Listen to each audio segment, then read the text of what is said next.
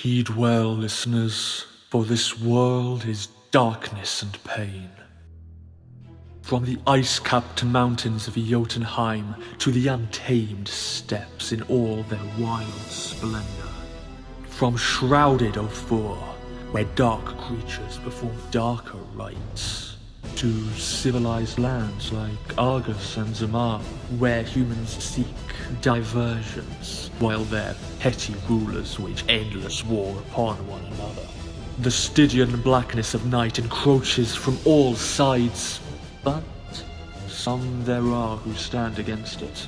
For revenge, for power, for bloodlust, or for principle. They bring their steel against this world.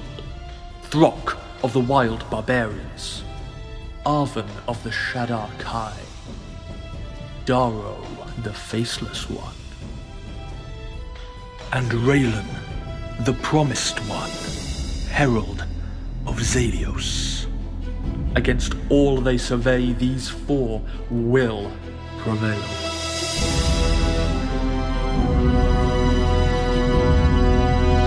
Or they will perish.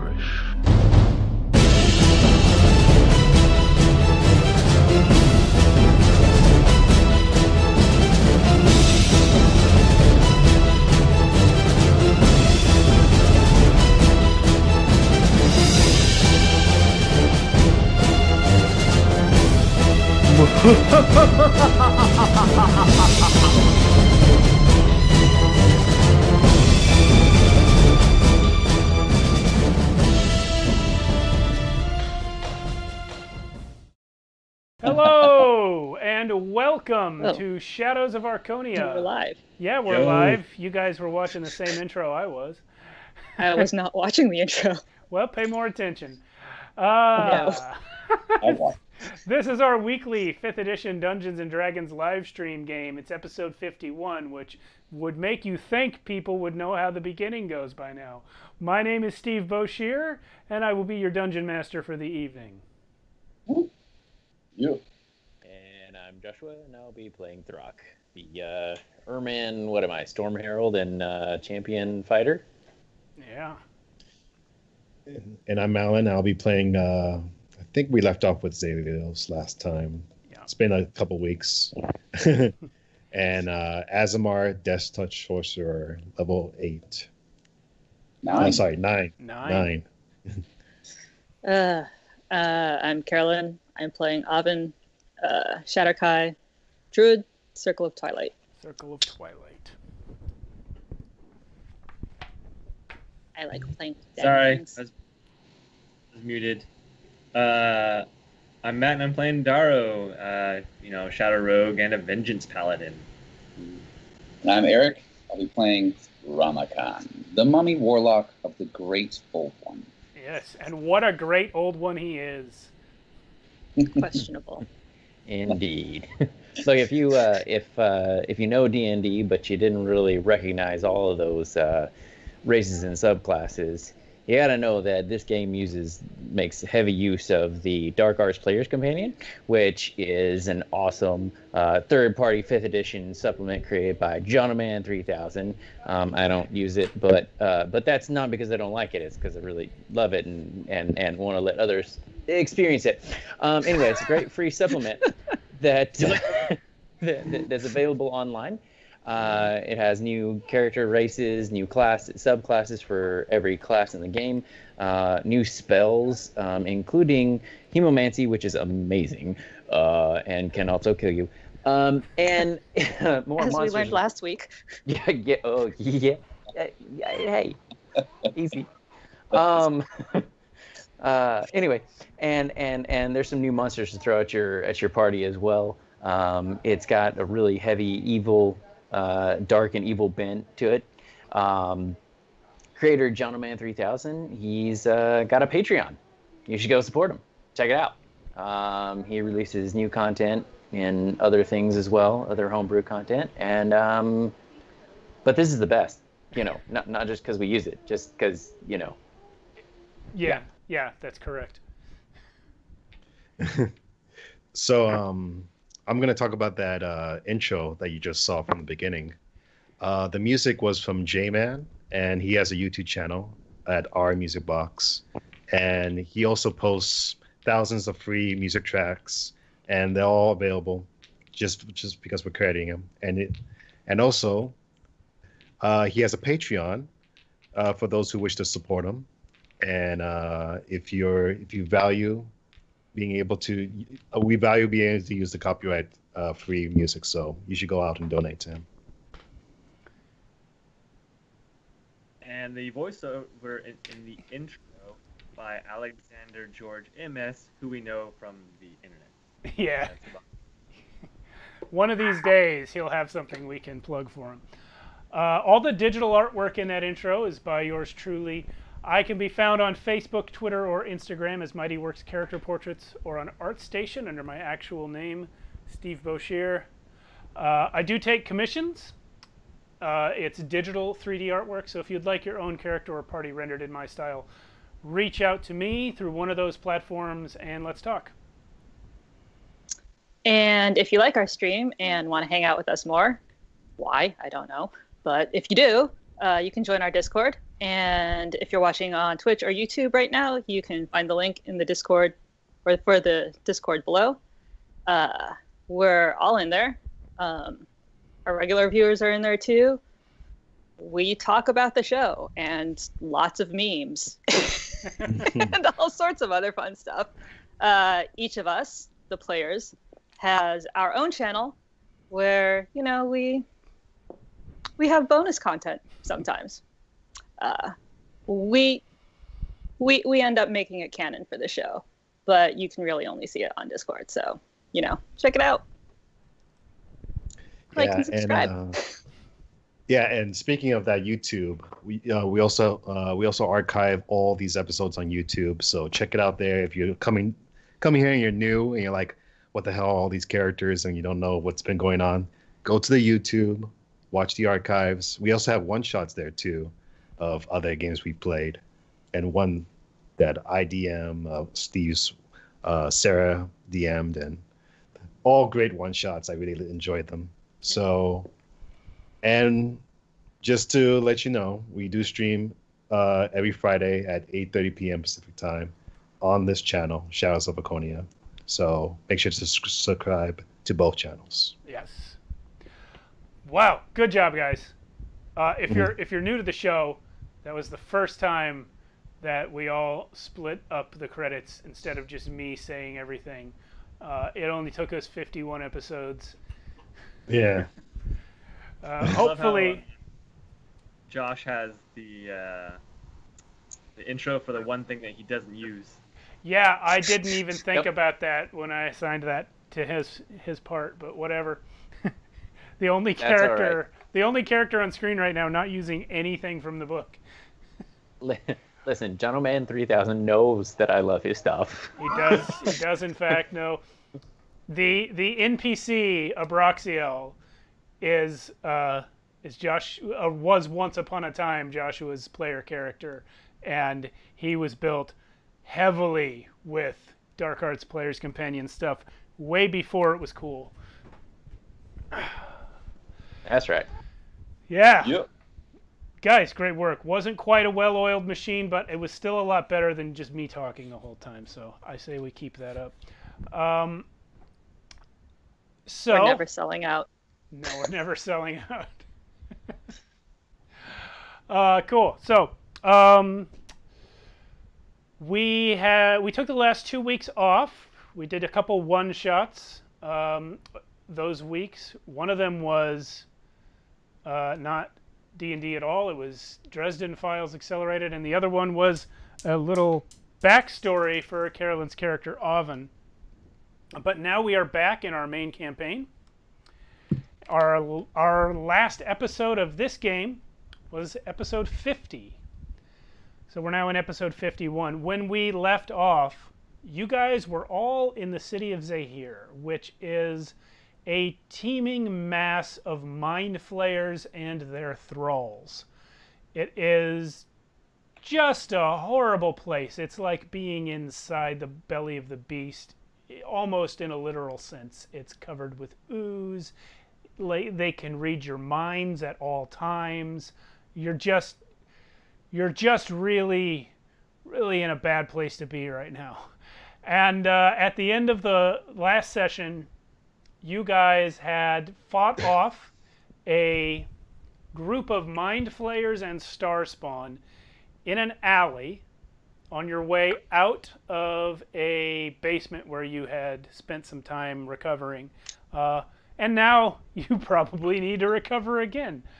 The goal, I believe, was to go rescue some humans from the city, which Ramakon knows about, because Ramakon has been in the city under the instructions of his patron Abraxiel for 2 weeks now. And you guys discussed a number of different routes you could go from here. One of them was to try and go north into the High Vault district, where you might attempt to get to the portal where all these monsters are pouring out of. And the other option, Ramakon's favored plan, was to go east to the Red Street district, where the humans are hiding that he knows about. And then, of course, option 3 was to just get the hell out of here, which would mean going back to the West Gate. So on this map, the West Gate where you entered is at number 2. You are in a neighborhood around the number 5 on the map, which is called West Home. That district is kind of it's a middle class-ish residential area. The location of the portal is up at 15, the former upper crust area of the city, High Vault. The humans that Ramakon wants to rescue are holed up in a building over at 13, the Red Street district, which is the district where the rest of you spent a lot of time your first day in this city months ago. That's. I'm trying to remember what we settled on, because I think we were just gonna get out of there, but I'm trying to remember if Ramakon was like, "Hey, we better go see to these humans real quick." It was tentative, but it seemed very heavily leaning towards let's go get the humans and get out of Dodge. Are they on the way out, the humans? They are not. Like I said, you guys are at 5. You've got to cross the city to 13 to get to them. Yeah, they're the question is there's no way out. You can't exit north either. You can't. And north, and north is more dangerous because it's being we gathered that there was even more tightly infested the further towards 15 we would go. Ramakon had mentioned that it's just even more just swarming. There's no way to get in at all. Because just real quick visually, I just want to get like a health check on everybody. Like, how does everyone look? After that last battle, you know. I'm a little fantastic. battered. Yeah. I'm pretty tired and banged up. So we all need to find rest. Sounds like. So I don't know if we want to go straight for the humans right now, or get out. Ramakon is going to suggest something, and Steve, I need to ask you on this. Since he's been surveying the city for the last few weeks, he knows where are there other hold-up areas that are lead-based that would essentially protect us from being seen? And what's the closest one to where we're at currently? Okay, so to an extent, yes, those things exist. This city sits upon rock that is struck through with veins of lead. So getting into basements can often protect you. In Ramakon, you do have other sort of hidey holes between here and there. The problem is, when you're not in those places, the Mind Flayers can read your thoughts.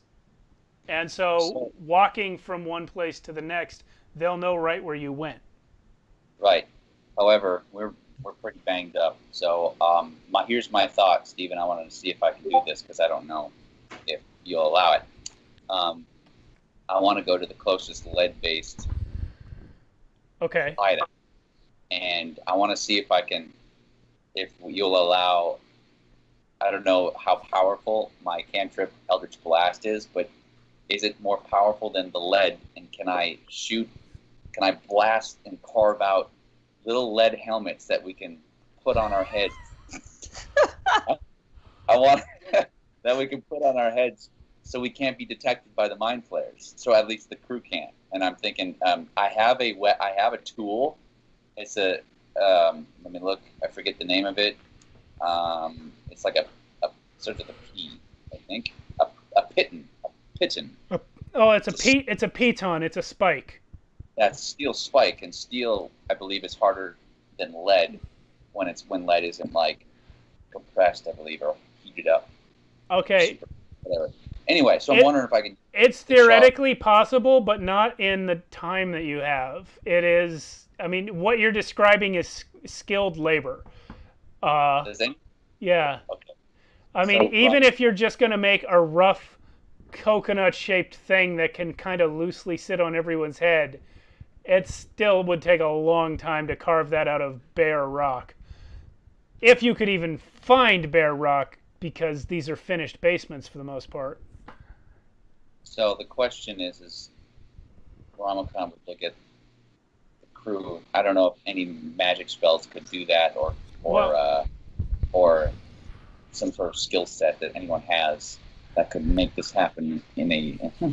No, there's no reasonable way that I can think of where you'd be able to craft helmets out of stone while the mind flayers are just hanging out watching you. No. I mean, if you'd spent a couple of weeks on it before you came to the city, that'd be different. But I mean, good thinking. I can't say no if you don't ask, but no. I'm trying to think of ideas. Okay. Yeah. I will say, in terms of the closest one, you're still in the alley in front of the one you just left. That's where you had your fight. Technically, the closest one is still that one. The next closest one would be, I mean, there are probably others, but the next closest one that Ramakan has already found and made sure is secure is in Eastholm, which is the next district, District 12. How far is that from where we are? A few blocks. So you guys are around where you're right around where the number 5 is, like right where the period is after the 5, actually. And then the next sort of safe house is just beyond that one street, that bench street that borders between Area 5 and 12. Just beyond there is the next basement. I hate to say it, but I feel like we can only make it to one destination without running out of energy or dying in the process. And I don't know if going after the people are the right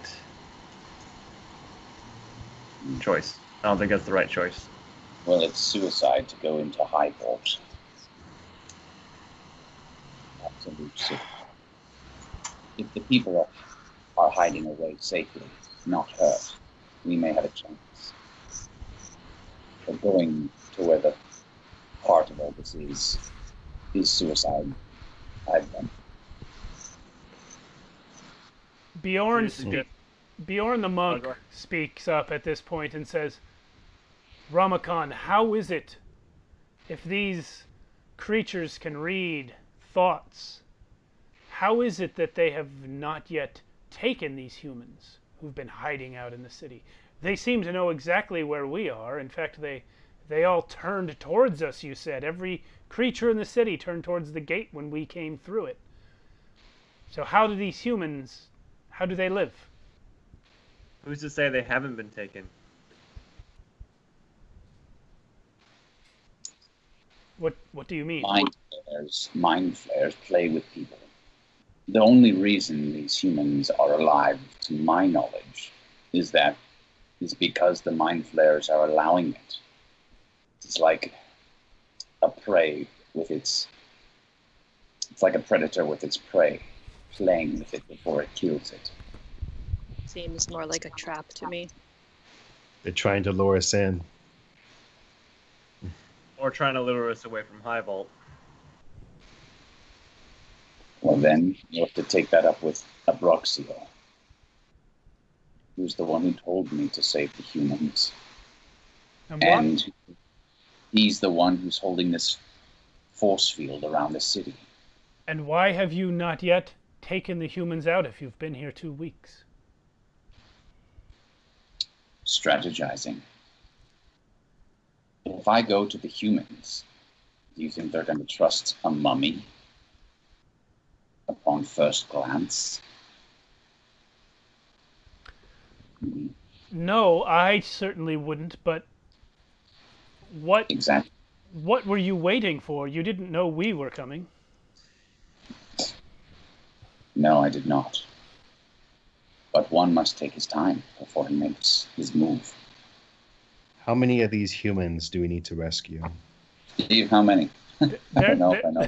There's a couple dozen last you were there. Dozen? A couple dozen, yeah. If we can make it to humans, there's at least a couple dozen, then we have a better shot of making it out, as we have more people on our side.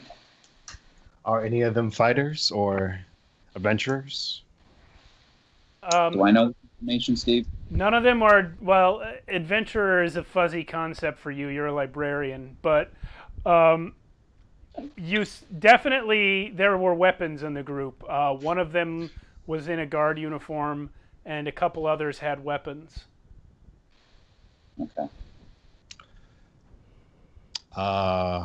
Zalios looks over to Throck, and he says, Throck, you have any more of that black stuff that makes you feel better? Oh, yeah. Yeah. Yeah, I got some. Hand me one. Starts digging in the... so there's I got one that I think I stuck my hand in one time, and then one that it hasn't been opened yet. So let me get the unopened one, Throck. All right, here you go. Okay. It's got So- it's 3 charges for 10 HP each, just so you know. Okay, so Zalios takes a charge, and is it instant, Steve, or does it take a bit? It's not drinkable. It's topical. You put it on, you rub it on, and it stinks to high heaven, and it's sticky like mud and pitch black in color, and you have to rub it into the wounds. It takes, I won't say it's instant, but it's functionally instant. You'll be healed before anything happens. And it's 3 charges. Can I use all 3, or? That's up to your friends, man. Well, I'll use one for now, and it's 10, right? Yeah. Yeah. Okay. What is the? Yeah. What am I seeing them do right now? They have a jar of salve that it looks as if it's made out of boiled parts from inside of creatures, and it's just this thick, sticky, absolutely rancid, foul-smelling jar of black gunk that Zalios is taking from Throck and rubbing into his open wounds. And then the wounds start to close. Anyone else want some? Does Ramakan know what this stuff is? Not at all. However, in your day, healing potions existed, and this seems to do more or less what a healing potion would do, except instead of being a delicious red bottle of drink, it's this crap. What has happened to healing potions? So And then after Zelios does that, he says, let's try to save these humans, or as many as we can. So, on in the steps when Hork goes and runs off, I just yell his name, and he comes. So, have you tried yelling at them? Oh, wait, Throck? Who's Throck talking to? You, I guess. kind of everybody, and I guess he's like looking at you once in a while. I didn't catch what you said. Why don't try yelling at who? Yeah. He was using the example of Hork, who is a young Urman that we've met. And Throck was saying when Hork runs off, they just yell his name. Have you tried yelling at the humans?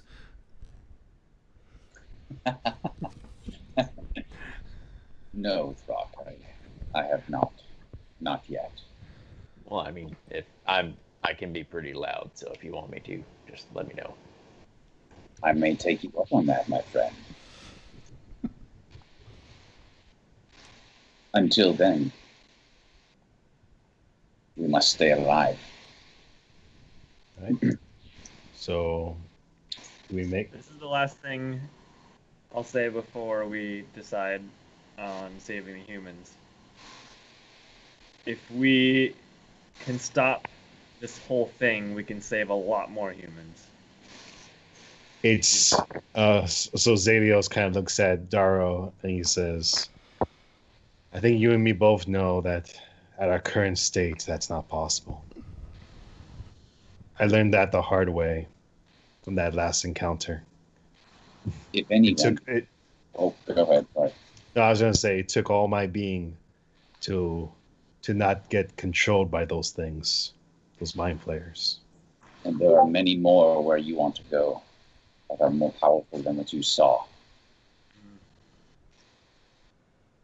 If anyone can stop this, it has to be more powerful than the thousands of mind flayers in the city. And that one thing is a Boshear. The only thing keeping those mind flayers from escaping. You seem to have a lot of faith in your patron, and yet he has not rescued these humans himself. He cannot do everything. As powerful as he is, he still needs help. I wouldn't be here today if it were not for him. I understand. Well, I, for one, think it would be extremely dishonorable to walk away from our own brethren here in this city. Well, then again, I suppose none of you really have anything in common with them, but they are my brethren. Humans. You forget, sir. I was once a human. I did not forget that. I didn't know it. As touché. All right, so let's make our way then.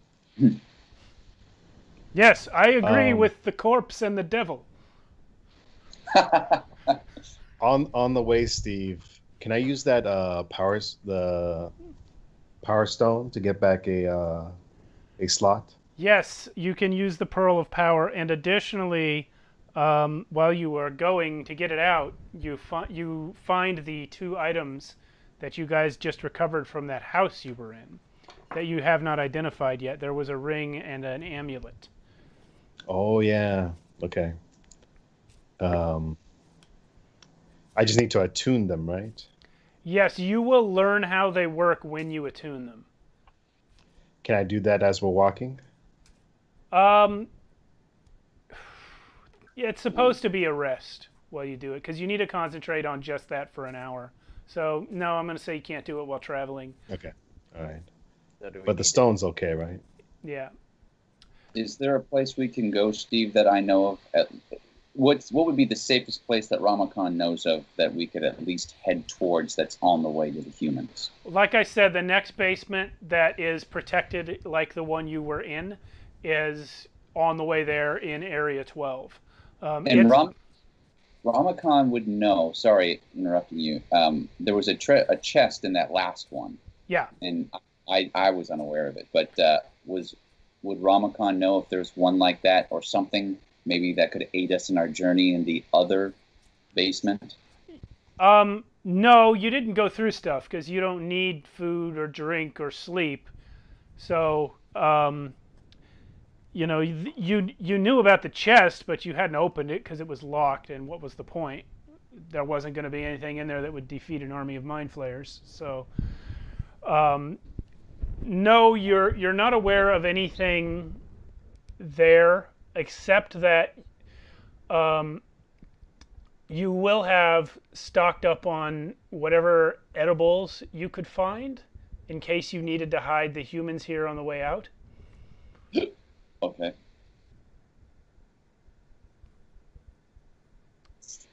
Don't eat them though. So, Yeah, don't eat them though. Yeah. Don't eat them, especially if they're gummies. Yeah, don't eat those. Okay. Then Ramakon's going to pick up his profane spire that he dug in the ground, and head towards that basement. Okay. Oh, by the way, Steve, can I use I have this, the rod can give me a warlock spell slot back while holding the rod. Yeah, using it as an action, but since we're not in Yeah, you can use that. Just in case. However, you know, just for managing resources, who knows when you'll get a rest again, but you'll get all your slots back on a short rest, so you might not want to use that up. Yeah. Okay, I was just curious if I could use it at any time or if I had to wait till Okay. No, you can use it at any time. Darrow and Oven, are you guys going to consent to go try and rescue the humans? I'm going to sigh, and then I'll follow behind everybody. Okay. But I'll actually send my shadow up front. So shadow in front, me behind. And Oven, what did you say? I said, I don't care. Okay. So Darrow sends his shadow up front, undoubtedly competing with Throck for the lead position. Oh, well, yeah, probably. And Oven drearily trudges up in the back, following your other companions. I was just going to ask real quick, how many slots can I get back with the stone? Oh, the Pearl of Power restores 1 slot per day. Okay. I think. I might need you to read it to me. Level 3. I'm pretty sure. I'm pretty sure it was 1. Your thing was 1. I did read up on the Pearl of Power, but I'm just trying to remember it. Maybe I'm wrong, but okay. Maybe Joshua, you said there's 3 slots of 1. You restore a level 3 spell slot, I believe. I'm gonna look it up. Because sometimes they're worded like you restore a number of spell slots, like by the number of levels that it restores. So you could split it up and get like a first level and a second level, or you could get a single third level. So I'm gonna look it up. That. I don't see it in your inventory, Alan. I'm gonna add. Yeah, we never put it in. I'm gonna add it for you. I got it. Yeah, it's regain 1 expended spell slot up to 3rd level. Okay. And you can't use it until the next dawn after you do that. So. Okay, so you get 1 slot of up to 3rd level. Right. All right. So I've added that to your inventory. Yeah, go ahead. While everybody was trying to figure out what to do and whatnot, I think Throck would be going and checking out some bodies that are laying around. Okay. Well, those bodies are mind flayers and star spawn. The mind flayers are just a rubbery mass of tentacles and robes at this point. Okay. The star spawn Hulk he's a gigantic dead body, but like under the skin, it looks like stuff is still moving in there, almost like his muscles are snakes. And of course, the larva mage has already, like, there's nothing left of him but dead worms and an empty robe. The seer is the most normal of them. He's got tentacles for arms, but other than that, he's fairly humanoid. None of them have anything you would really want to take in terms of loot. But then again, you're Throck, so you might take their clothes. So I'll throw some of the clothes in the bag, in one of the bags. But one thing that I'm gonna do is I'm gonna try to take some of the tentacles off of the mind flayer. Okay, the face tentacles. And like, yeah. And like haphazardly try to attach it to the guy that has the tentacles with the arms, because it just feels like that would go together. Well, the skin tones don't match, but I mean, it doesn't stick to him. Oh, and also whenever I see the little moving of the muscles of the hulking thing, I'm definitely gonna smash it. Yeah, I know. So, yeah, you tried sticking that tentacle up to the seer's face, and nothing happens, of course, because it's dead. And then as you get distracted by the moving muscles of the Hulk, and then look back at the seer, the tentacle from the mind flayer has, in fact, knitted itself to the seer's face while you weren't looking at it. So now he has one tentacle hanging from his upper lip, but he's still dead. And so is the tentacle. Yeah. Rock. Yeah. You must go. Yeah. You want to smash? Yep. Come with us. Yep. You got it. All right, here we go. Let's go. All right. Okay, so Ramakon, are you gonna go ahead and lead them towards that next safe house? Yes, that's where I'm aiming. So on the way there, the city again is the safest way. Yeah. That he knows. On the way there, the city is again completely silent, just as it was basically the whole time you've been here, other than when you've been in a fight. Not only is there no street noise or noise of people living, but even your own footsteps and the noise of your passage feels like it's being dampened by the ooze and the just sticky crap that's all over the place. So there's this really eerie silence all around, while overhead gigantic tentacles continue to reach up from the city walls.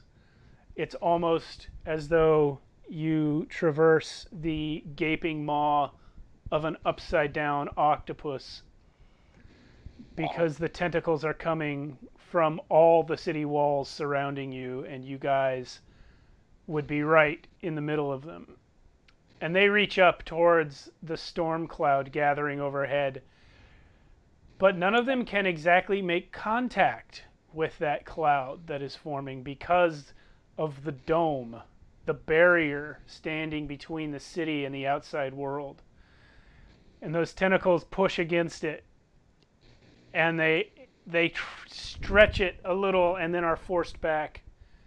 And the constant the constant tug-of-war that Abraxiel has been engaged with since before you got here continues visibly overhead now. But even that is silent. It makes no noise that you can hear. Does Ramakan notice it? Oh yeah, you've been seeing it. So he just kind of breathes, whispers to himself. We'll succeed. Keep hanging in there. So you guys, what was that? As if he's praying or speaking to Abraxiel. Yeah. He's saying these things to try and inspire. That's awesome. Hey, Rama, can they read Abraxiel's mind? Are you asking Ramakan or Steve? Yes, I'm sorry. I said, hey, Ramakan. I might have still muted. Steve, I don't know the answer to that one. No, you don't. Does Ramakan know the answer to that one? Ramakan has utmost faith in his Lord. So he doesn't know the answer to that per se, so he's okay. Something Throck did give me an idea. I'll have to investigate it a little further. I have faith that he knows what he's doing. That is all I can say. So, while the rest of you march on listening to the silence and maybe having your little conversations like that, Zelios, you begin to hear these dissonant whispers in the back of your mind. Oh, no. Wait, wasn't he trained? No, never mind. Forget it. Forget I even said that. Never mind. It's all right. Continue. So, Zelios, you are hearing these whispers in the back of your mind as you walk along. And at first, they're just kind of a psychic pressure, but they get louder and louder. And you realize that it is hundreds of Mind Flayer voices speaking to you, but no longer in concert. They are now saying each their own individual thing, but they all subscribe to the same theme. One says, "You will serve our kind," and another says, "Akun Ra Zelios will succumb to the Illithid," and another one says, "Your friends will serve us in other ways." One says, "They will be food." Another says, "No, they will be slaves." And on and on and on. And you're the only one hearing it.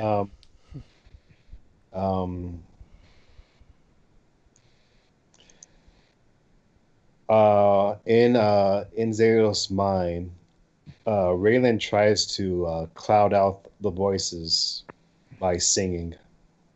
Okay. You know what? Just for that, Raylan has just given Zelios advantage on his sanity check. Woo! Okay. Nice. Make it a sanity saving throw, which you have proficiency in. All right.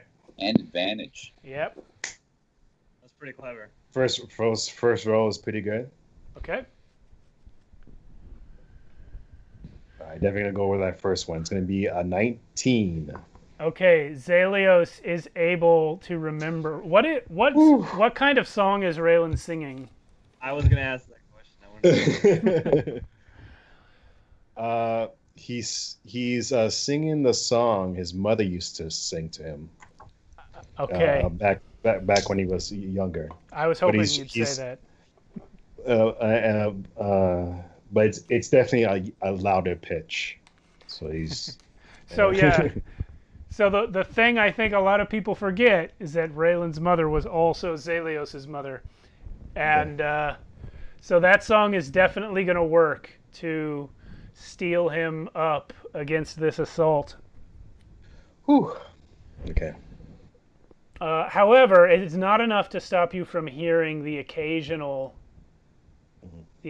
voice describing exactly where you are, exactly what you're doing, exactly what you see. They're letting you know that you are not moving in secret. They all know exactly what you're doing and where you are. That's fine. Brandon just keeps on singing. Okay. All right. So it takes you moving slowly and probably uselessly trying to be hidden and stealthy. You guys succeed in reaching the next hidey hole that Ramakant has set up. This one is another house, but it is in East Home, just a little bit inside of East Home. And it's a little bit bigger than the last one. And the basement has a little bit more lead in the walls than the previous basement did. So you guys, if you would like to, this is as good a place as any in the city to take a rest. You cannot take a long rest here because it hasn't been long enough since your last one. But if you need a short rest, this is the place to do that. Yeah. I wouldn't mind a short rest. I think we all need it. With that, a little bit. With that, I want to roll hit dice to gain back some hit points. Is it D10 or 8? For warlocks, it's 8. Okay, so I'm gonna roll, and I have up to 9. I'm gonna roll 5. Oops. How many? So how long are we resting for? Because I think An hour. Just 1 hour. Yeah, short. Short rest is minimum 1 hour. Yeah. Yeah. Oh, and then you just use hit dice. You can use up to 9, right? Your level in hit dice to restore back your hit points. Up to 9. However, those of you who are multi-classed, you're going to have 2 different hit dice. Yep. So like, barbarians get D12s and fighters get something else. D10s probably.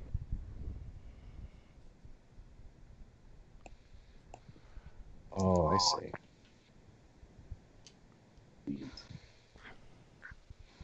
And how? Okay. Worked out. What was that healing salve stuff that you used? How well did that work? On Ramakant? Well, yeah, because he saw Zalios use it. Yeah. Right? How well? He asked, how well does it work? I mean, like, does it heal a lot or just a little? It depends upon who you ask.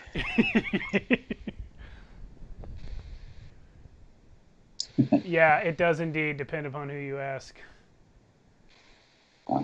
So he's asking Zalios.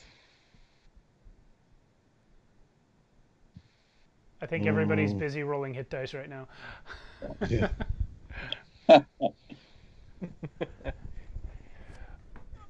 So sorry, one second. So you know, it does 10 per use. Just yeah. Yeah. It heals 10 hit points per use.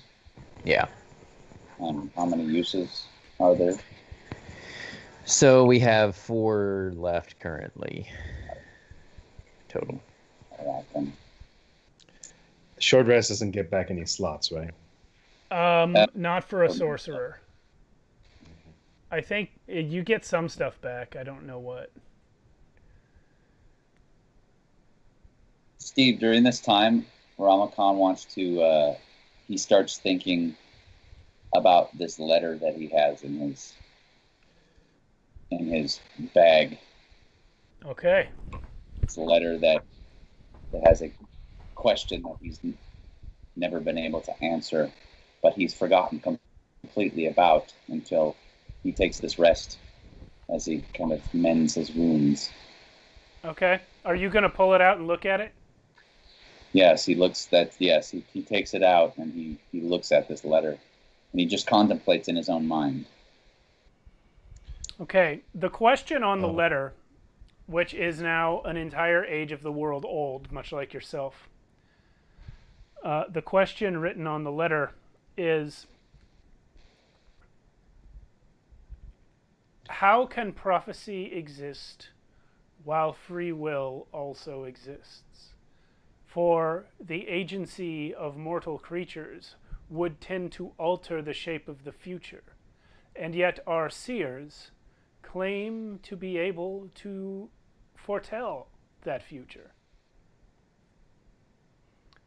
There are many, you are aware that there are many schools of thought on this subject, but that none of them are really provable. But while you sit there staring at this letter right now, thinking about it for the first time in possibly thousands of years, a little piece of your Swiss cheese memory clicks back into place. And you realize that the name of the friend who wrote this letter was Sabra, which is the same name that Bjorn gave earlier today as the founder of his nation, Sabrakur. In that moment, it clicks. And he looks at the monk. And he says, I knew I liked him. And he looks at you and says, thank you. What?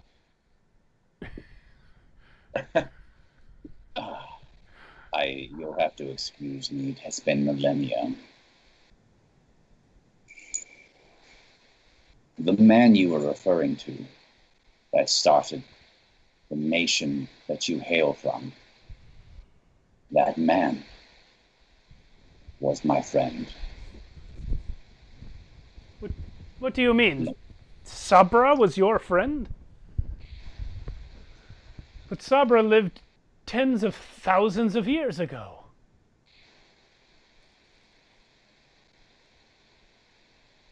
Don't I look my age? This cannot be true. Why did you not mention this earlier? Well, when one is thousands of years old, he tends to forget a few details along the way. I mean, really, though, look at him. Yes, I am looking at him. His appearance testifies to his age, but not to his truthfulness. I don't mean to accuse you, sir, but how do you know it was the same Sabra? Sabra and I were good friends. We both were librarians before we became librarians. Yes, it's coming to me now. We met at university. We studied, we graduated together. After graduation, we parted ways, but we kept in touch. At some point, in one of his letters to me, he had mentioned after the war of the gods that one of the gods, Cord, had summoned him to some mysterious land. He abandoned everything he knew and come to this mysterious land and bring all that would come with. As his closest confidant, he asked me to go with him, saying that it was Cord's command to him. I'm sorry to interrupt. Someone's getting notifications and it's very loud. It is. I think it is me. I don't know how to mute it. I appreciate you saying that in character, though. Yeah. It's on Discord. How do I mute? Yeah. Ramakan gets notifications. Here we go. Mute conversation. Done. Okay. Right. Where was I? Go on. He, in one of his letters, had asked me to go with to this mysterious land. It was at this time that I discovered a book that I was very curious about, a book of ancient spells, of power that I'd never known before. And consequently, it was a Broxseal who had contacted me around the same time that Cord had summoned my old friend Sabra. Call it the will of the gods. But I knew that I could not go with Sabra to this land. My purpose was here, to study what a Broxseal had shown me in this book. I dedicated my life and my afterlife to it. He gave me power and knowledge for my service to him. This letter that I hold was part of the letter that he wrote me just before he asked me to come with. Bjorn says, "May I see the letter?" And with that, he holds it up and shows it to him. Bjorn, he wanted to reach for it, but when you don't offer it, he puts his hand down and just leans in to look closely at it. And you see his jaw begin to drop as he says, in my country, in our archives, the age and sanctity of the volumes you are allowed to read goes hand in hand with your seniority within the monastery. As someone approaching the status of an elder myself, I have, on a couple of occasions, been privileged to see original manuscripts written by Lord Sabra. This does indeed match his handwriting, as I have seen it. This is astounding. How is it that the first time I have ever left my homeland, I meet someone who personally knew the founder of that homeland? It is a staggering coincidence. Or is it? Maybe that is part of the answer to the question. We have free will, but yet things take place as if we are being encouraged, or as if there's some sort of higher plan or calling. I can tell you this, sir.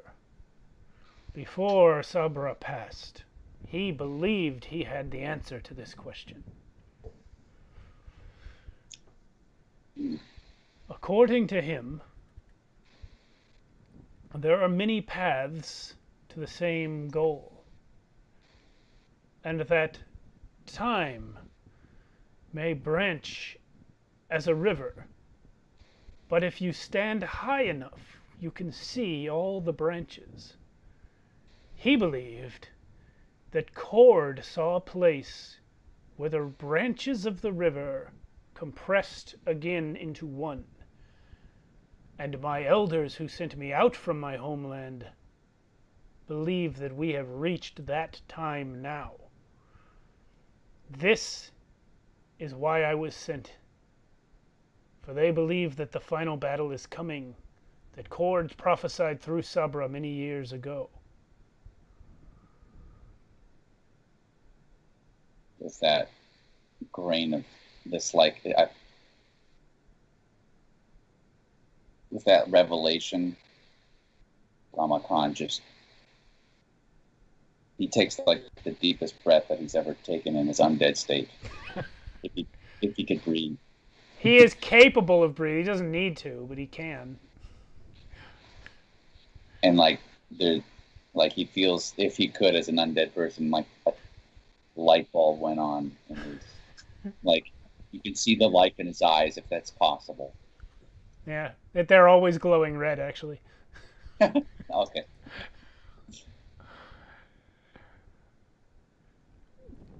So he answered his own question. I believe he would say that Cord answered it for him.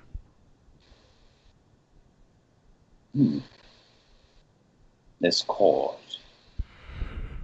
I will have to meet him one day. Nobody meets a god. He's pretty ooh-ah. They're all right.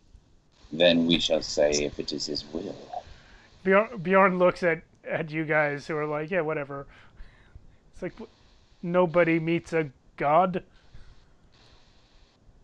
I mean, some meet him, some kill him, whatever. Oh, my goodness.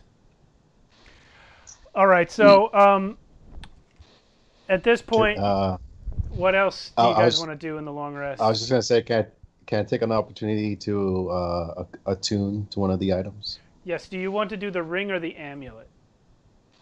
I am going to do... Because they'll each take 1 hour. The amulet. Okay. You may have noticed I actually added them both to your equipment list in your character sheet. So why don't you go ahead and read what the amulet is?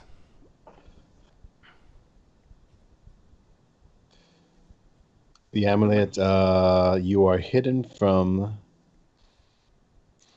divination magic, can't be targeted by such magic or perceived through magical scaring sensors. Yeah, scrying sensors, yeah. Scrying sensors, yeah. Ooh, that sounds good. You need that. Yeah, but it will only work on one person, and it's the person who's attuned to it, which right now is Zelios. So as the instant you attune to this thing, Zelios, that psychic pressure that you've been feeling on your mind since you got in the city, even here in the basement, it immediately lessens to a fraction of what it was. Nice. As soon as you finish the attunement. Which is exactly what I was gonna. So I'm gonna do two things like simultaneously. I'm gonna dig through Throck's bag and kind of like ruffle around for or bags, I should say, and for any of his other scrap armors, and I'm like holding him up to the damaged plates and just trying to like find something to repair his armor. Okay. While I'm doing that, I'm talking to Raylan or Zelios. Which one's out right now? Zelios.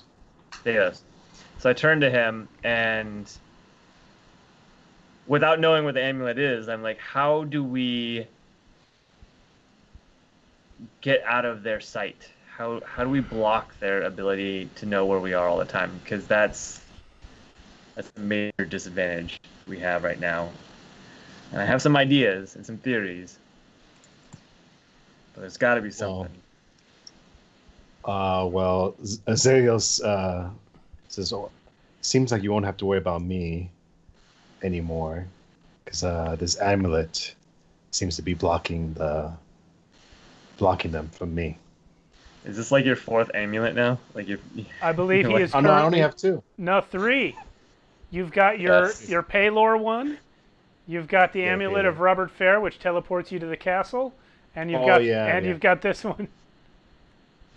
You're blinging. You look like Mr. T right now. Yeah. All right. Steve, by the way, are we supposed to roll hit die, or do we take the maximum of that hit die? Roll it. Because I'm looking on my recover short rest, and it says hit die equals 1d8 plus 2, so total of 9. And it's saying, and it's got the number of slots, so it makes it look like you take the maximum. No, you roll it and enter how much you healed. And then it also says reset maximum HP changes during this round. But yeah, you do add your Constitution modifier to each dice. So it's not just the dice roll. It's also your con modifier. It was total 9, so it makes me think you take the full amount, but all right. Yeah, I don't know what part you're looking at, but that's... The part where you click on short rest, and then this little box comes up, and that's what it says, 100 next to Warlock, at least, in parentheses. Yeah.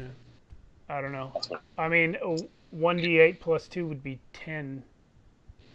You're right, it would be. That's which is odd. It says 1d8 plus 2, total 9. Well, that means you rolled a 7.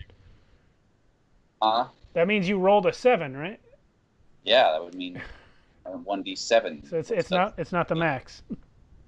Well, that's weird. Okay, anyway. Yeah. Okay, what was going on there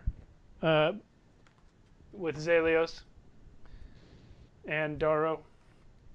No, I just told him that the amulet seems to be protecting me from them.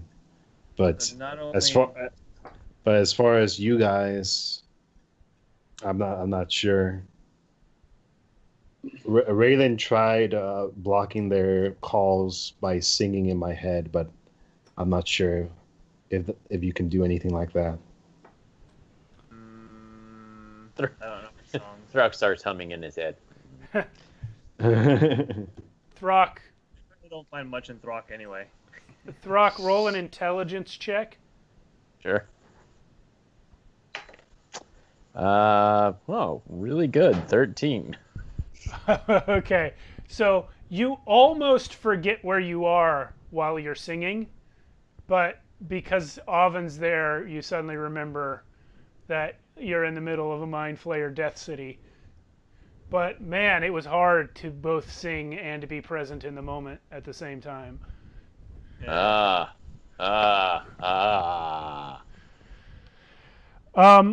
Bjorn speaks up, ignoring the humming coming from the ape man, and says, Rude. but if only you are protected from their thoughts, surely they will know your location simply by tracking us. Is he talking to Ramakon or Zelios? Zelios. Zelios says, well, at least I don't have to listen to them. Let them come. I'll prove that I'm not their slave. Or anyone's slave. It seems they want him more than anyone else, so I think it's a good thing that he's being blocked from their thoughts. Yeah. They are not stupid. There must be something about this Zelios that they find that they can use to their advantage. You must be powerful, Zelios.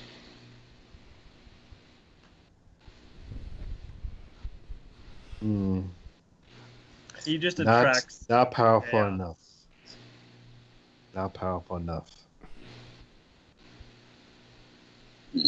That's what you think. Kind of chuckles. All right.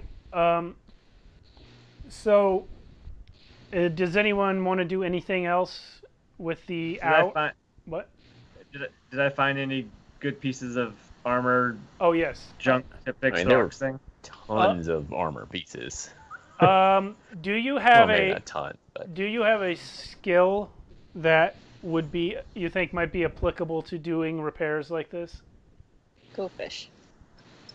Go fish. Sorry. Disguise kit. You could at least make it look good. You can. Yeah, you could paint some armor on.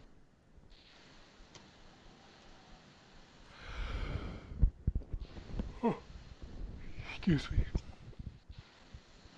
No, not like I couldn't repair it, but I could replace it. I would imagine if I found a piece that would work. Okay. Let's roll for this. I'm gonna have you roll. Let's see. Let's see what is the appropriate roll for repairing a piece of armor. Yeah, you know what? We're gonna call this. We're gonna call this just straight dexterity. About that. You are able to find bits of metal and pieces of other people's armor in Throck's bag, so it comes down to whether you're able to attach it to what he's got. Okay. Well, with my +4 dexterity, I got 23. Okay, you are able to restore one point of the 2 that were taken away when Throck was slapped by the giant black ooze. Well, it's not perfect, buddy, but it's better than nothing. It seems a little louder. It's really loud. Bjorn is uncomfortable. Damage. Yeah. All right. See, I'm okay if I'm okay if they know where I am. Are you guys going to continue on? Yeah. Is there anything in the room?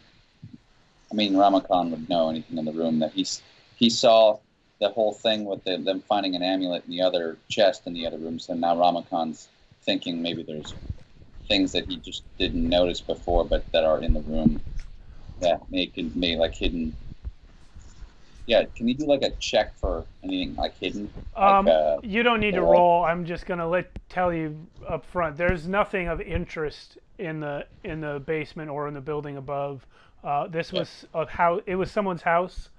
There's the implements of life all around, but there's no money. There's no magic items. Magic is very rare. It's kind of insane that you guys stumbled on a chest with magic items in it as soon as you got in the city. But like I said, they resembled things that Darrow previously noticed in Kalaramon's tower. Okay. And that previous building that you were in was clearly like a fake house. So you don't know who was stashing stuff there, but someone was. And this building that you're in now is just like someone's real house. So then in that case, Ramakan's going to go out in front and check to see if there are any monsters waiting or anything to see if the coast is clear. It is now. As soon as you popped your head out, you saw a shape disappear over the rooftop across the street. Like as soon as you were seen exiting the building, they cleared out whatever it was. Ramakan chuckles to himself. And then he goes back down and says, "The coast is clear for now." Bjorn says, I don't see how that is possible, but I guess you just mean that you can't see any." They're watching us. It is clear. But we have no other choice.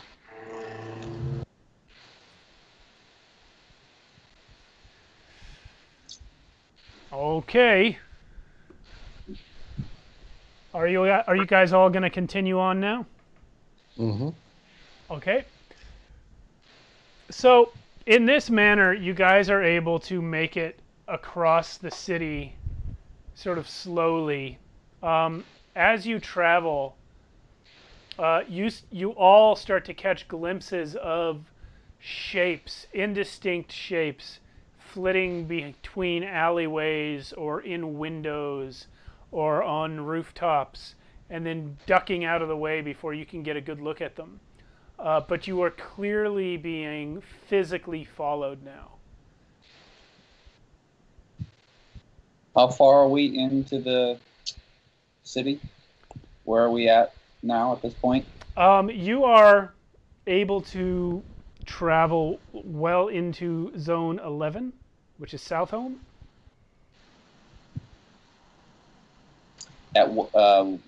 Okay, so we're about halfway or 3/4 of the way in 11. Yeah, you're just about to enter the sort of like favela area where everything's made of wood and very tightly packed. There are a lot of... It's basically a slum. It's not quite as slummy as Red Street, where the four of you were before. But it's a slum district, and it's basically all narrow alleyways and wooden buildings. And if you can, it's hard to see with the map at this size, but right above the number 11, there's a little triangular area where the black streets kind of don't enter that little triangle.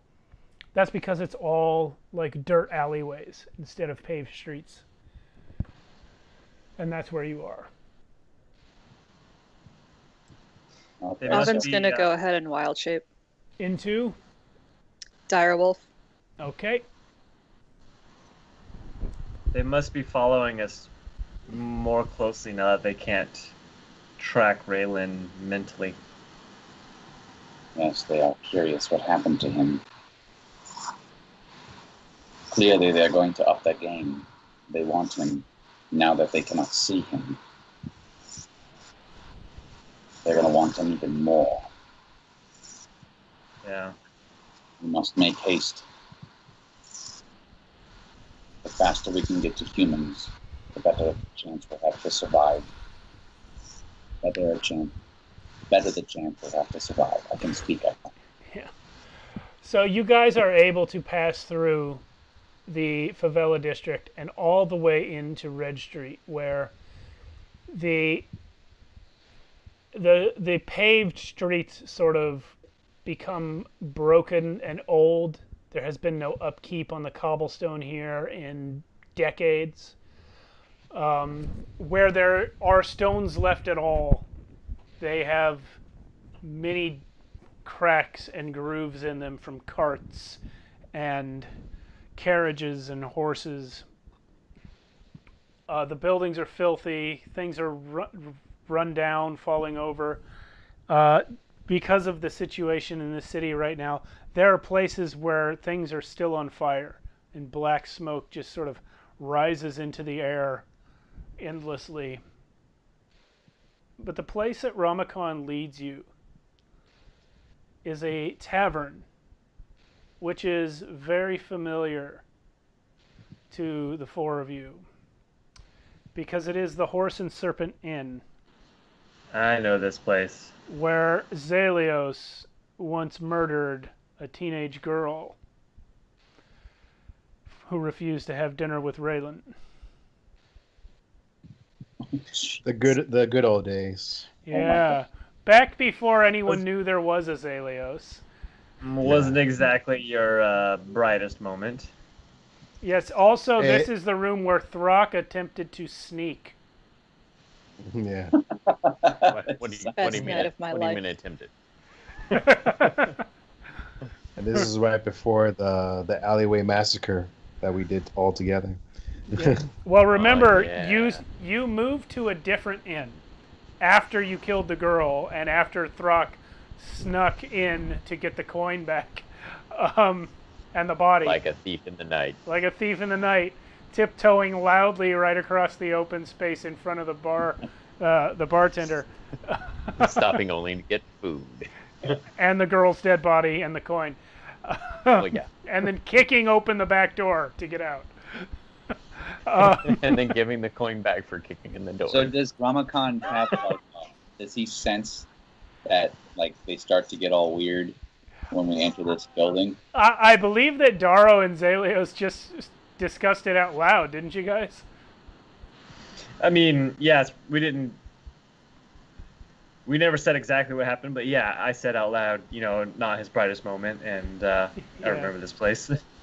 Yeah. So Daro, you've actually stayed here before. You were the one who originally led them to this tavern way back in session 2 of this game. Yeah. And then after things went south here, over a couple blocks to the Filthy Shepherd, where you guys actually spent the night. And that's where Throck butchered an ox in the hallway. But after also killing it in the hallway with a hammer. We We were far less tame back then. Yeah. So you guys stand in the street in front of the Horse and Serpent, where Ramakon, you know for sure that there are humans inside. So then Ramakon looks over at Darrow, seeing what he had done, this shape-shifting ability he has, and says, "Oh wait, what is?" So Darrow looks. By the way, does Darrow look like a human? Right now, last I heard, Darrow was in the form of Elon, who was a human from this city. Okay, so he looks at Darrow and says, "I don't think they're going to take kindly to me, but they may to you." Can you convince them to follow us, to come with us? Just after you say this, Ramakon, there is a shout from inside the building. And you see a window get shoved open a little bit and a crossbow come out. And you hear someone yell, "I recognize you, changeling! I was there that night." And that is where we're going to take our break. Oh. Wait, who was there that saw me change? I'm trying to... I mean, don't tell me, because we'll find out, but... And they're looking for him in the middle of, like, a mind flare-infested city now. You remember that you were nearly publicly executed for looking like Elon. Oh, yeah. Because Elon had already been discovered dead, and then you showed up looking like him. And now you've done it again. Whoops. Not so much for that request. All right, guys. It's just 9:54. We're going to take 10 minutes and come back at 10:04. Thanks, everyone, for watching. We're going to go on break, and we'll see you then. Ooh. All right. You guys have arrived at the Horse and Serpent Inn. And we are standing outside in the street. A monk, an ermine, a devil boy, a mummy, a dire wolf, and a dead nobleman from this city. You stand with a crossbow pointed at you through the window. And another voice says,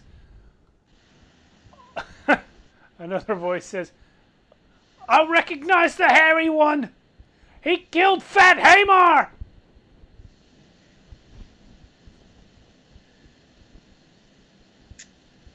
I yell back. First of all, we have much bigger problems right now. And secondly, don't even bother trying to fight us. You will lose. You hear yet another voice, this one a deep man's voice, saying, "You escaped me once, not Elon. You will not escape again." He clapped.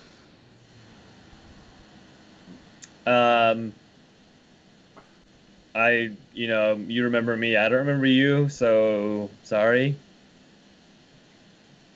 A window upstairs in the inn gets busted open very roughly and clumsily. And you see standing there holding a headsman's axe the man who would have chopped off your head that night. Yeah. He, in fact, is wearing the executioner's hood right now, as though he never took it off. We could use someone like you. All right, here's the deal. He looks up to him and says that. Ramakon. We came through this entire godforsaken city to rescue you guys and take you out of here. Up to you if you want to come. A crossbow bolt thunks into the wood of the building behind you, and you see the crossbow in the window as it's being drawn back and reloaded. And a voice says, "Do you think you were quiet about it last time? We know who it was that brought this calamity. We know who was the vanguard. You think that because you have no tentacles on your faces, that we don't know you are working for these nightmares?"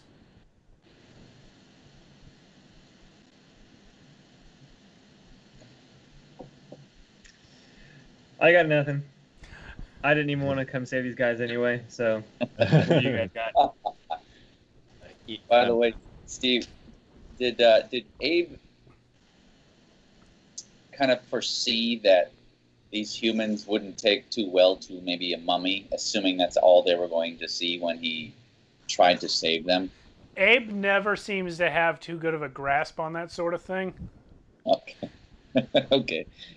Like social interaction, human. Yeah, like he's not real sure why people react to him the way they do. Fair enough. But I will say this.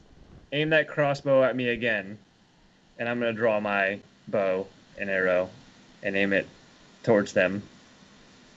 And I won't miss. It's like it's already aimed at you, like while you're saying that. Well, they're still reloading it, right? Yeah. Ramakan will step in the way of in the path of the where he's aiming it at Darrow. Ramakan's going to stand in front of Darrow. Okay. Say, lower your weapon. We mean you no harm. You have destroyed our city! You do not know me. I was not here when your city was destroyed. I was sent here to get you out by the one who wants you safe.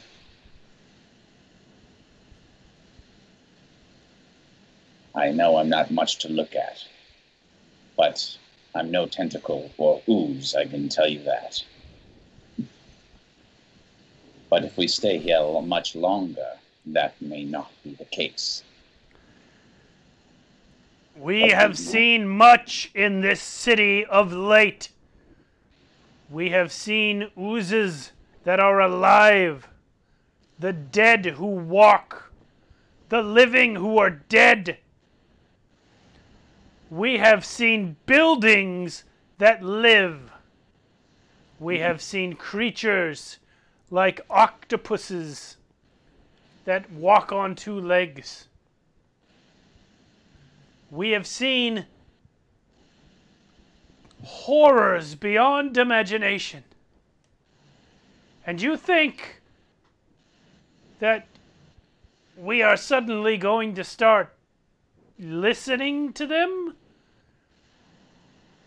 Those of us who are here because we did not listen.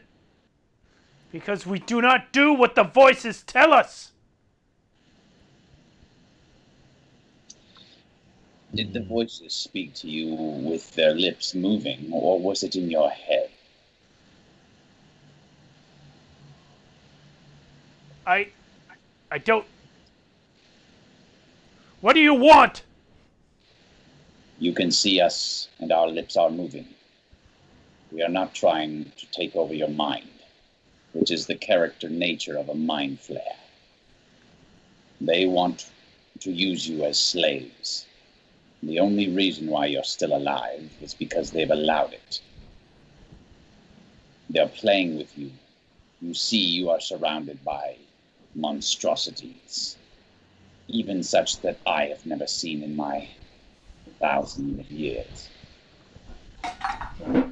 How long do you think you're going to stay here? You think they're just going to leave? Bjorn is going to step forward now. And he's going to call to the people in the inn with his hands raised. He says, "Friends, Oh yeah, Bjorn, I forgot about him. I am a foreigner, a stranger in your city, but you can see that I am a man like you. I have met these creatures, and I can tell you that they are even stranger than they appear. But they have fought with honor.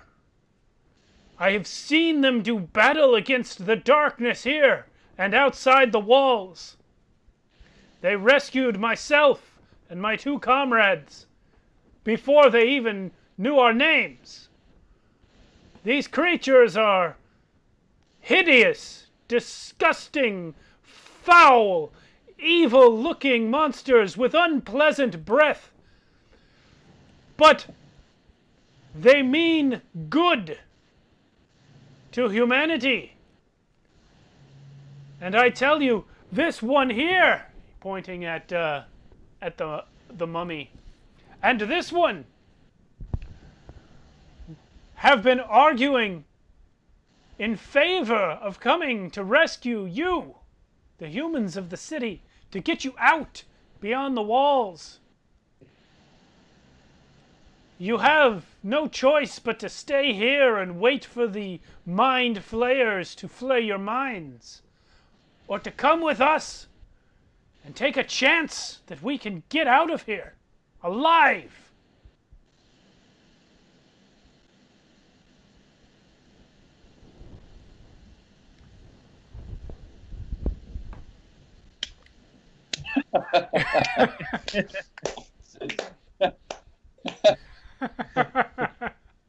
Does anyone want to add anything to that besides the clap? Just in case you didn't notice, Throck took great pride as he talked about our Foul special yes. foulness. Yes. Yes. Yeah. If do they look like they're moving or anything? Is there any hard? kinda... It's hard to see them other than the headsman upstairs who broke the window, because the windows are very poorly made, thick glass that is also very dirty. It's hard for you to see through them from across the street, and inside it's dark as well. So you can see the crossbow, and you can see that there's someone holding it, and you can see the guy upstairs who broke the window. He's not moving, and the crossbow didn't move either. But okay. there is kind of a silence after Bjorn makes his little speech. Good enough. Throck reaches in his bag, pulls out some of the raw meat, and says, "We have food." And then Ramakan kind of, but then this also works for Hork. Are there any do we see any of the things watching us around? Roll perception. all of us. Just Daro. Actually, Oven as well. I want to kind of, because Ramakan's always Hold on a second. Oven, roll perception with advantage because of your direwolf form, and Daro, roll perception. I got 15. Okay. 18. Okay, so yeah. Oven, you smell a smelly smell that you have not smelled before. It is different than the sort of putrid stench that's been throughout the whole city. You're aware that there is a creature nearby that is different than any of the things you have faced yet. Daro, you did catch a glimpse of movement as you guys entered this street, but that was it. You haven't seen anything moving since. Eric, what were you about to say? I was going to say, since Ramakan's always on the lookout, because wherever he goes, I wanted to roll some sort. I wanted to see if I could notice anyone. You won't notice. Well, actually, yeah, you go ahead and roll with advantage. Okay, that was bad. And that's no better. 11. Yeah, you got nothing. Can I tell which direction the smelly smell is coming from? Yeah, actually, the creature that you're smelling, there's actually more than one of them, and it has passed by where you're standing recently. You have been smelling it basically moving alongside with you guys since you became a direwolf, which was on the way here. They have been keeping just out of sight, sometimes on a rooftop, sometimes on the next block or inside a building. Currently, you can't pinpoint them, but you know that 3 of them passed by right here, just before you guys came around the corner. Too bad he can't talk. No, but I can growl and sniff the ground. You can do the official dog like pointer thing, where you lift up one paw and look that way. Yeah. What is it? I could do that too. Mm-hmm. What is it, girl? What is it, Lassie? Are there mind flares on the horizon? I just growl at you And and drool a little. That was out of character. When I noticed, oh, go ahead. I was gonna say when I noticed her pointing and sniffing and stuff, I'm gonna turn to the people in the inn. You guys wouldn't happen to have noticed any other creatures come through here before us? I tell you this, says that same female voice from before who whined about Throck. That same day that Elon died, I saw a wolf in the street. I saw it kill Dirty Sealy. I saw that ape man with it. There was a boy, too. A boy casting dark spells.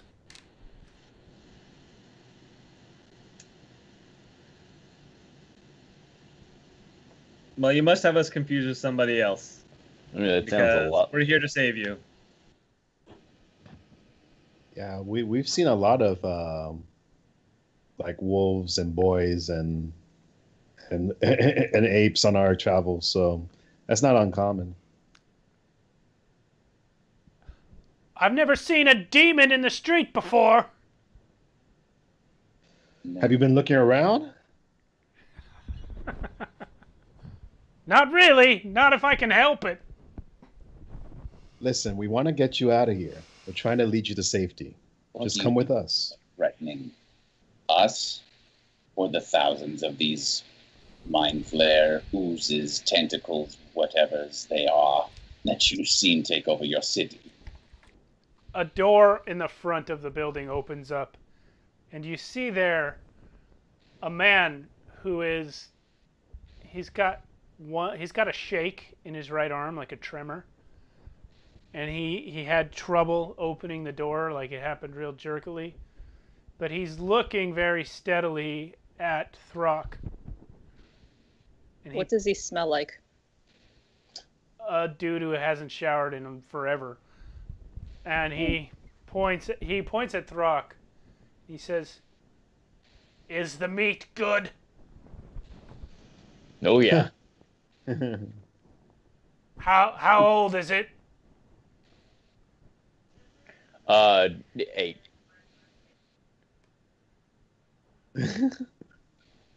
What did he say?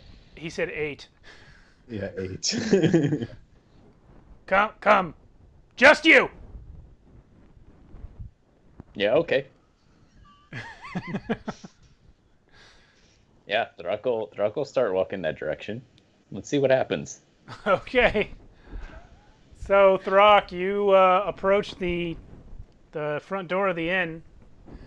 As I pass by Chaos, I go, "Hey, I carry the bags. I'll carry them all out." Okay. Okay. Okay. Well, while he goes in, Ramakan's going to plant his spire just to just in case. Okay. Good call. I'm gonna send my shadow in right behind Throg, like hiding behind him. Roll stealth. He does have stealth. Oh yeah.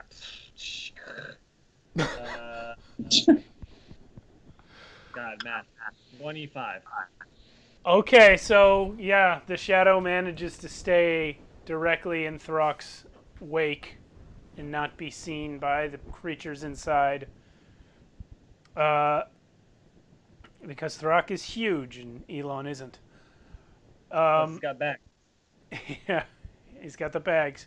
And it's also very dimly lit here anyway, even though it is daytime with the clouds and everything. It's pretty dark. So you pull it off, and Throg, as you get to the door, this guy looks at you and he says, We have a lot of people and not much left to eat. The meat looks old, but maybe if we salt it enough. By the way, did Ramakant have meat that you said he had food and rations he saved up, didn't he? Yeah, in the basements that you like the hidey holes. Yeah. Oh, he doesn't have it on his person. You didn't bring it with. No, you didn't tell me that you were picking any up. Oh, I thought that he had it. I'm sorry, I didn't hear you then. I thought you were saying that he had it on his person. My bad. Yeah, I mean, there's no reason you would have brought it for yourself because you don't eat. Yeah, I mean, I thought he brought it with, like, it was on his person to bring with when he went. No, because that came up because you were asking me about what would have been in those basements. Okay. So yeah, you're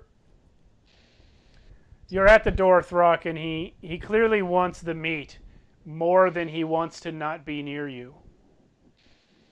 Yeah, look, here's the thing. The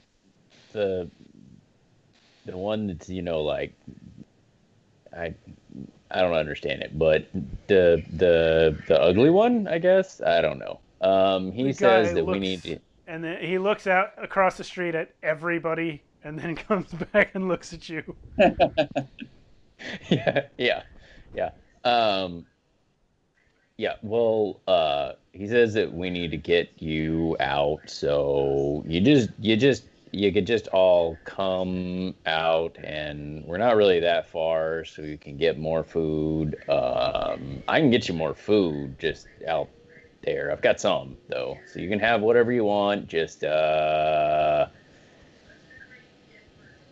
of looks at him, tries to figure out how much that he could actually eat. Yeah, I probably have enough for yeah. So just come on. So Throg, behind where this guy stands in the doorway, you see several people, little human people. Yeah. Sort of come up around this guy, pull out swords of different description, and one of them draws a bow and aims it right at your head and says, "Beast, come inside. We will discuss your suggestion." Okay, I'm not real big on cussing, but, or just cussing, yeah. But if I can come in, I can probably carry all of you out at the same time if you're having trouble getting out. So if that's the problem, and I have pretty shiny swords too. Just pulls out a sword, drops it, put another one, So all right, that's a good idea. Leave your weapons outside. You think that was all? Whatever. No, they can see them all. No, yeah. So they're saying drop it and come in. Why do I need to drop it? You're not that heavy. I can carry you too. The man right in front of you turns to you and says, "You're an idiot. We can't question this one. He's not competent to have the conversation." Yeah. "Human! Man! You come inside." Gesturing towards Bjorn. Listen, if my cord buddy comes in, I'm coming with him.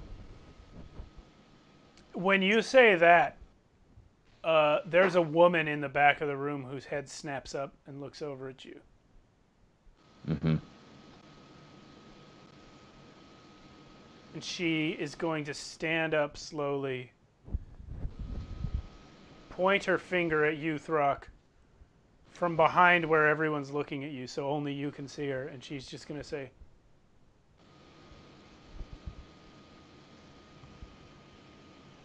Inside check. "Yeah, do you think?" Here. 7. I love that you call for your own insight checks, by the way. It's just fun. It's a good catchphrase for Throck.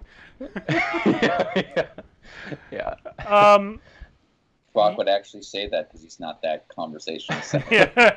I heard somebody say that word one time and Yeah. don't really know what it is. So, you understand that she wants you to come in. You lack any understanding of the fact that she is saying it for a different reason than the other people, and that you don't grasp at all that she's doing it silently so they don't notice. You just think it's another human trying to get you to come in. Okay. Hey, buddy, stopping me? I'm going in. Just gonna go. As you walk in, they kind of shout in startlement, "Ah! The hell! Leave the weapon!" Yeah, no. But nobody does anything. They back away. They clear out of your way as you come in, and Bjorn comes in behind you. No, friends. He is not dangerous. He is not here to hurt you. There you go. He's actually very dangerous, but he's not here to hurt you. He's on our side. Right. Yeah. Right. Sure. So let's get to cussing. What?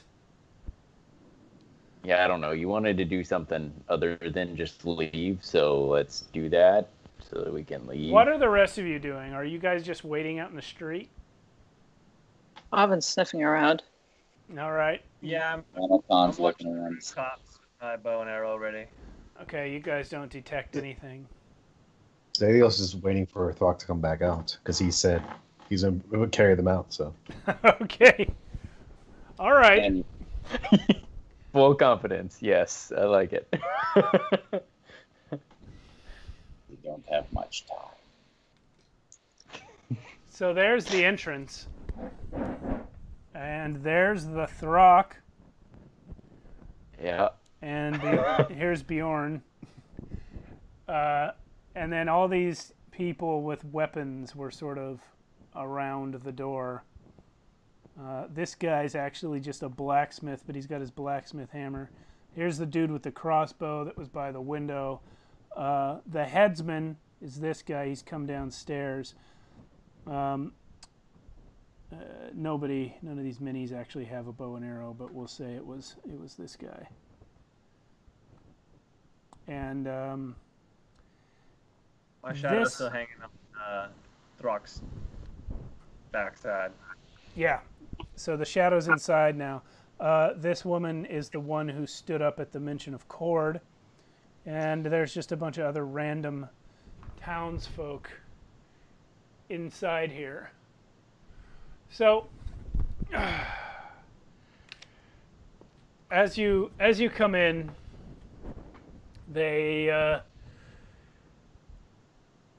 they say this woman who was the innkeeper here the last time you were here looks at you, and her friend and says, "I'm telling you, this hairy one, he was here when Ninley was killed by that boy.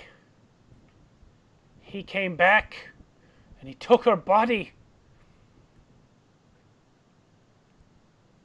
I recognize this creature anywhere."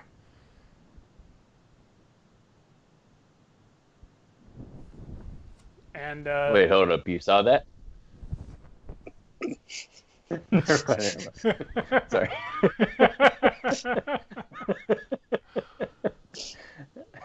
He was stupid then too. And this fat dude here, he says, "Is that true, beast? Did your friend kill Ninley? Did you steal her body?"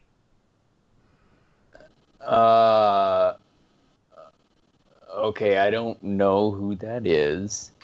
I'm not saying it's not that it didn't happen. I'm just saying I don't remember that. But I don't remember stealing a body. I've taken some bodies before. Oh, wait a minute. There was some meat that I took. Yeah. You know, that might have happened. Yeah. Yep. I think that happened. The guy with the crossbow yells over to everyone else, "He didn't steal her all the way. He just took her out of the room. We found her in that alley later." Yeah, I think we were trying to do something with, like, it was, we were kind of, I don't know, like, we felt bad about it or something like that. "Why'd you kill that girl?" yells someone from the back. "I don't think I killed that girl," yelled back.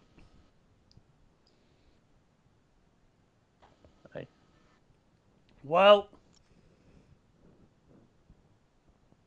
you're big and ugly and dangerous." Okay. And so they look over at Bjorn and say, "Why? Why should we go with you? Why should we go with these things? How do we know you're really a man? That changeling out there can look like anyone."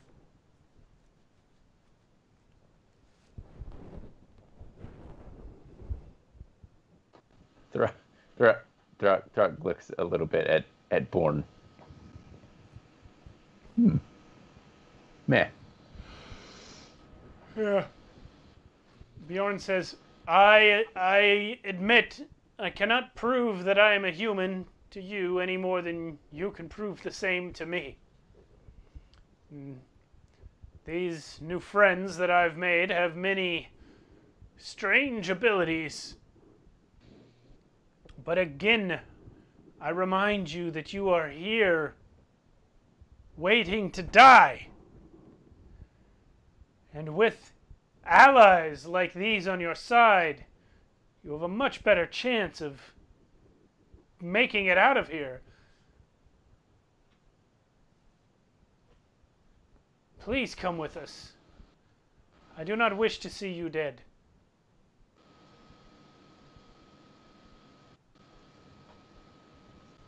That's a smart one right there.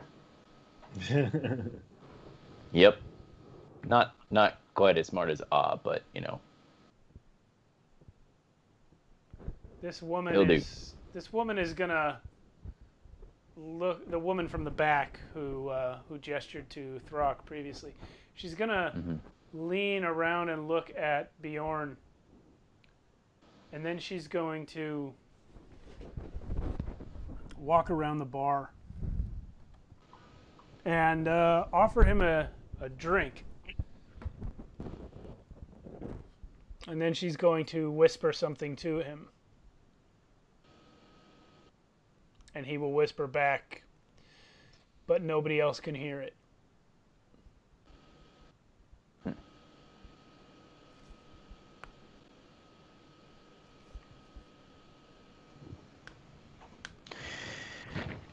So, who am I carrying out first?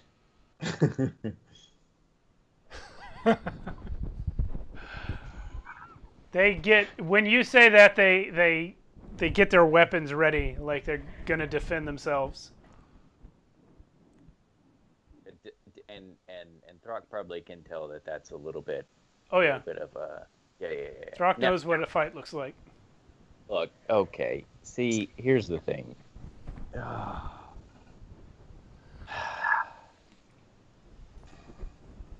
I can't say I don't want to do this, but it's not honor to do this, so you're just gonna have to let me carry you out. A whole city full of monsters couldn't get us out. You think you can? Yeah.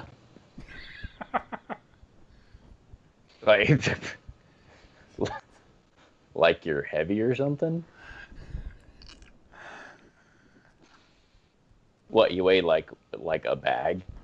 Okay, so the guy who opened the door is going to turn around and say, "Everyone just calm down. He's offered us food. He's trying to help us. He's rough in manner, but just because he's clearly a monster doesn't mean he's allied with these other monsters. I've heard many stories of creatures from far off lands who are like men but are different. Perhaps this is one of them."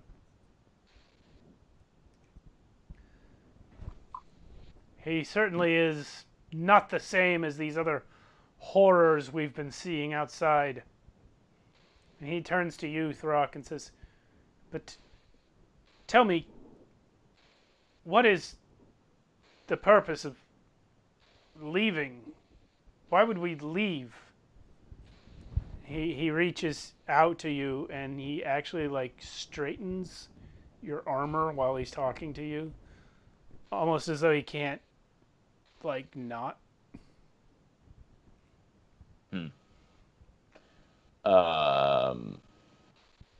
Because that's what we're gonna do?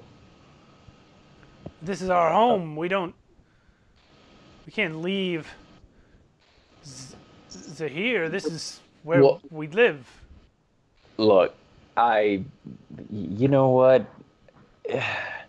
Sometimes you have to go someplace other than your home.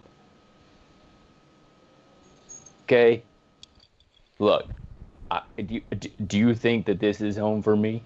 Do you think you think this is home? No. This isn't home. While I had to go. While you're talking, the woman from behind the bar comes back around and walks out the front door. And everyone starts shouting for her to stop, but she ignores them. And she crosses the street to where the rest of you are. And she looks at you, Elon, and says, "Is it true?" Is what true? Your friend inside, he told me Oh, that you were... yes. That's very true. But why are you not... How are you Elon? I knew Elon. Why do you look like him?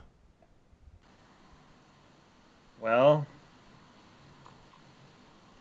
long story short, everything got hijacked from me, and I was trying to get back in without revealing myself.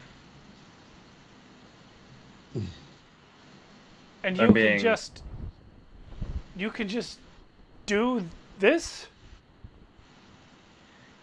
Yeah, I was born with this ability. And the just real for Elon. Oh, go ahead. You killed him? Yeah. Wasn't exactly how I planned it, but I couldn't have him revealing my identity. So you murder my friend and impersonate him, and you bring down the tower of Kalar Aman, and you release these creatures into the city. But now you want to help? Can Zalios interject? Yeah. Sure. Zalios just interjects and he says, "We've always wanted to help. It's just these circumstances have just come up. But we're trying to make sure that we can make sure that this doesn't continue to terrorize the world. I just want to try to fix things that I've done in the past, because we're all not perfect in this world. I know that for sure. But I know that we do have a choice, though. There are men in that tavern who were cut purses, murderers. There's a priest in there that I know for a fact was pocketing money from the alms box. There are all manner of people who make mistakes and do wrong. But none of them has ever done this. Well, because again, it wasn't our intention to do this. None of them also fought their way back in to try to fix it. You would have us leave here, but I don't understand. Why would we leave? Because you will die here. How much food do you have left? That's how long you have left. We'll find some more. Listen, we are citizens of Zahir. We were always going to die here. Do they all feel the same inside? I don't know. I can't imagine anyone wanting to leave the city. Zarios looks around. You know, it doesn't seem like the most pleasant place to live in right now. No, it's horrible. Listen, right now, I know it's scary. Change is scary. What you're about to face is scary. But once you're outside and once you can find a new home, a new place, a new city, you will be grateful that you made that decision and took that risk. Daro, roll persuasion, please. I can't assist. You can. Non-natural 20. Okay, so what's the total then? 20. Yeah, non-natural 20. Okay. Non-natural 20. You see, as you say that, her eyes, which were kind of far off a moment ago when she talked about not wanting to leave, her eyes suddenly come into focus, and she looks at you and looks around and says, "Oh God! Oh God, we have to get out of here!" And then all of a sudden she kind of steps back. And she says, No, this is our home. Zeo says they're being controlled. I can see this now. Yeah, it's a bit more complicated than we were hoping. This is all This is all just a trap. Zadeo says. Are you hearing me? It's not registering on that. You're very low, Joshua. Yeah, I can't hear you for some reason. Something's not working right. Oh no. You're just low.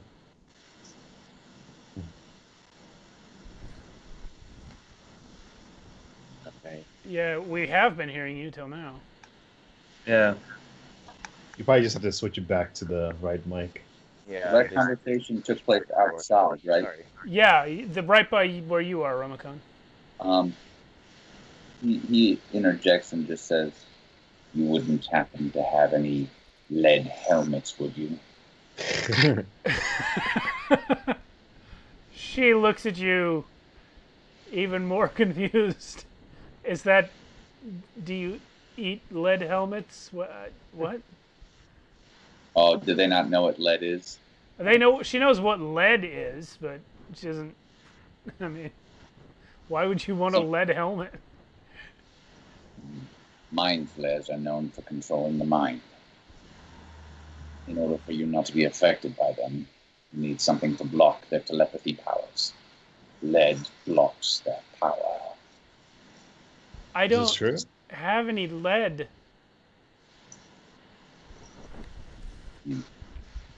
I don't really know how to tell lead from other metals. Maybe someone inside does. Emos is in there. He was a blacksmith before everybody had to stop going to work. Can you lead me to your blacksmith? They were under quarantine. Woo. Pretty much exactly. Joshua, how you doing? You got the mic worked out? I think so. Yeah. Can you hear me okay? No, it's still very quiet. Still very quiet? Okay, weird. Can you try talking into it? Unplug it and plug it back in. Okay.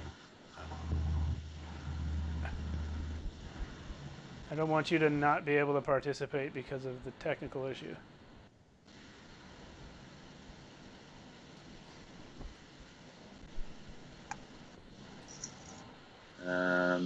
Yep, good. Gotcha. Yep. Can you hear me okay? All right. This is not the. Let me switch real quick. Just up now. Is that okay? See, now you're low again. Hey, do me a favor. You're on a Windows machine, is that right? No. The Mac. Oh, well, never mind then. I'm just gonna switch back to the. Oh wait. Back into the built-in for right now. You can at least hear me on it. So. Okay. I'm good. All right. Yeah. Was there something you were gonna say? I was just gonna continue some conversation in there if whenever you're. Okay. Yeah, the woman will go ahead and lead Ramakan inside. Throck, we'll cut back to you at this point. Yeah. And okay. If you want to stay here, that's fine. I've done this before too. If it's your home, then we need to fight for your home. So let's go out there and fight for your home. Oh, we can't, the fat guy says we can't fight all of them. There's thousands of them. They take people and turn them into things. Yeah, I don't see what the problem is. Okay, yeah, I do see what the problem is. You're cowards and you run. And then as he says that, Ramakan tells him the minds are being controlled by the mind. Ramakan's coming in behind you as he says this, Thruck. Don't try it. But I have an idea. Can I look around outside? Do I see like any? Do I sense any flares nearby? You don't have any ability to sense them. You don't see any. Here's the woman.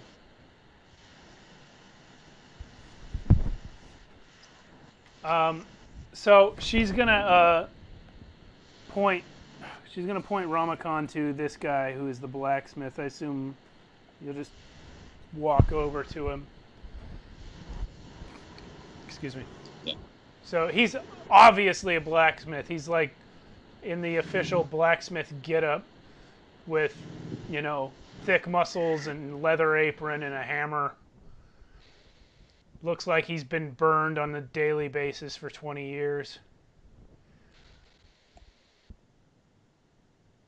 So he goes up to him and says, lead, do you have it? No, it's not a good idea to keep lead in a tavern where people eat. It's poisonous, you know. It's a slow poison. Do you have any stored underground? Well, there's a lot of lead in the city. The ground here is run through with it. Did you say the ground was run through with it? Well, yeah. There's a lot of iron in the rock here. There's a lot of granite. There's a lot of lead. You have a basement here. In the tavern? I don't think so.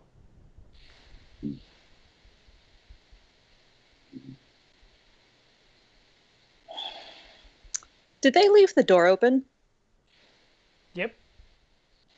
Excellent. Oven's gonna come padding through the door. Okay, everyone yells, "Fuck!" and jumps back even further from the dire wolf. Who's the closest to me? The woman who led Ramakon inside, or alternately Bjorn. Everyone else has now moved away from the giant dire wolf who has come inside. Is there anything does Ramakon suspect that his mind is being controlled when he says there's no lead in the actual tavern? You can suspect what you want. There's no way for you to know whether that's the truth, but it sounds true. Lead is poisonous. You wouldn't keep it with your food.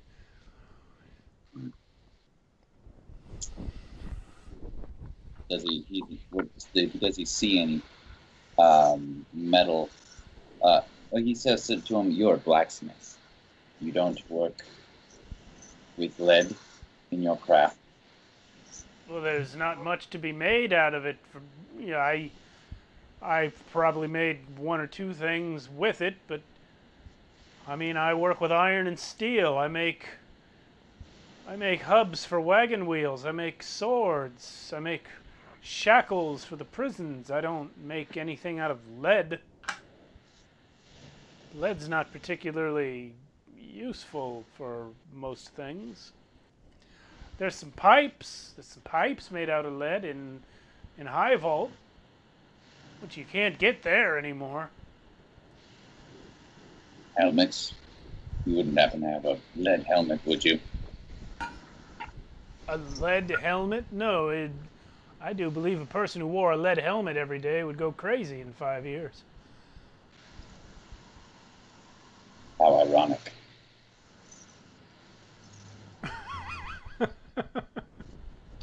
How hard? I want to climb in through the second story window since they're all downstairs now. Okay, but while Ramakon is talking and Darrow is crossing the street with the intention of climbing in, apparently, the woman, the Stormbrood woman who just led Ramakon inside, has now noticed the shadow Elon standing in Throck's shadow. Because she's right behind Throck now, and so she's going to reach out and try to touch the shadow, and her hand's going to pass through it because it is insubstantial. Oven's going to nip at her heels. She's going to jump away from the wolf and run to the other side of the bar.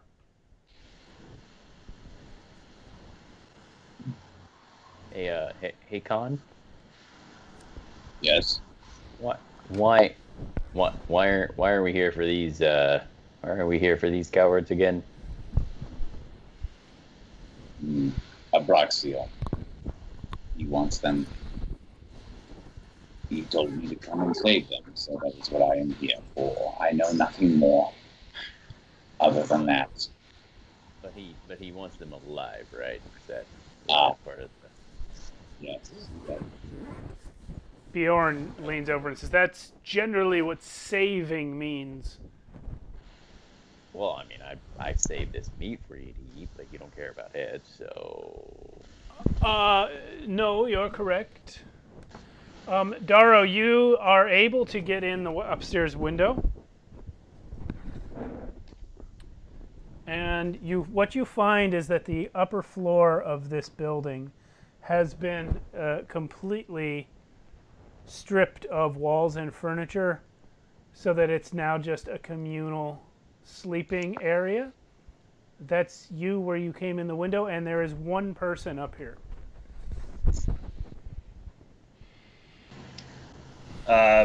He's just watched you climb in. Yeah. Hello there. And who might you be? Says, "I am one who does not answer questions from strangers climbing in windows." Well, what about a stranger that is trying to... You know what? Fine, don't.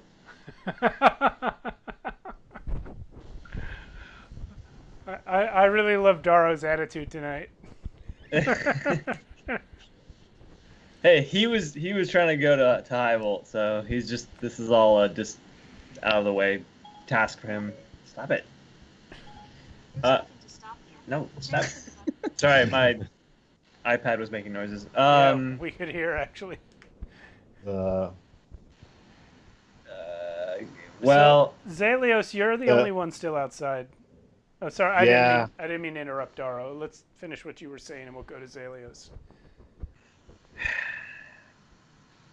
I came up here to see if there was anything keeping the people of this town, the survivors,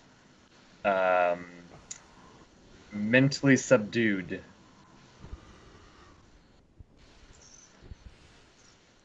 They're depressed. Everybody here has lost everything they had. If they seem subdued, that is probably why. That seems like all the more reason to leave. Why would we leave? What do you why stay? What do you have that's worth it here? Our home. This is our city. What home? What city? Is they here? So where? I'm kidding. I'm sorry. All right, so that could go on forever. Zalios, what do you got? The doors of the... It's the inn, right? Yeah. Doors of the inn open up, and you see Raylan walk in. Oh, do we? Where is he? Where is he? There he is. There he is.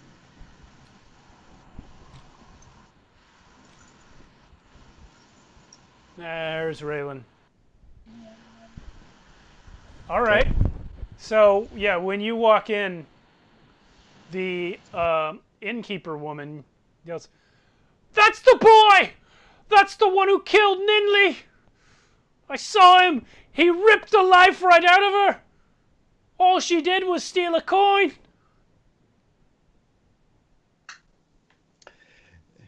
And then Raylan says, "And I'll do it again too. Try to catch me." And he runs outside. They all watch you go, and the fat guy here says, "Oh no, you don't!" And he runs out after you into the street. And yeah, the headsman follows. This guy, this lady follows. Like a bunch of them follow you out into the street. Okay. And I start running. I say, "Let's go, everyone!" Ramakan's gonna follow and say, "If you want to save your city, come."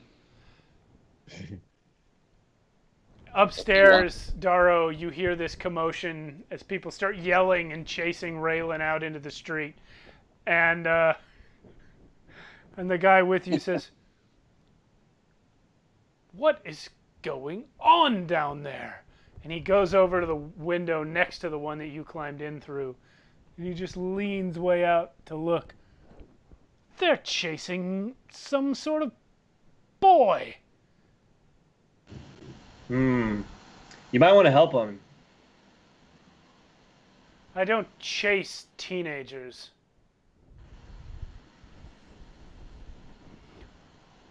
Okay.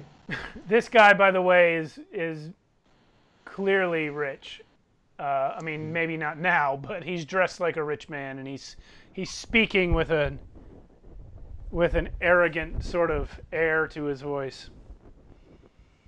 It's probably why he was up here and not hanging out with the riffraff. All right.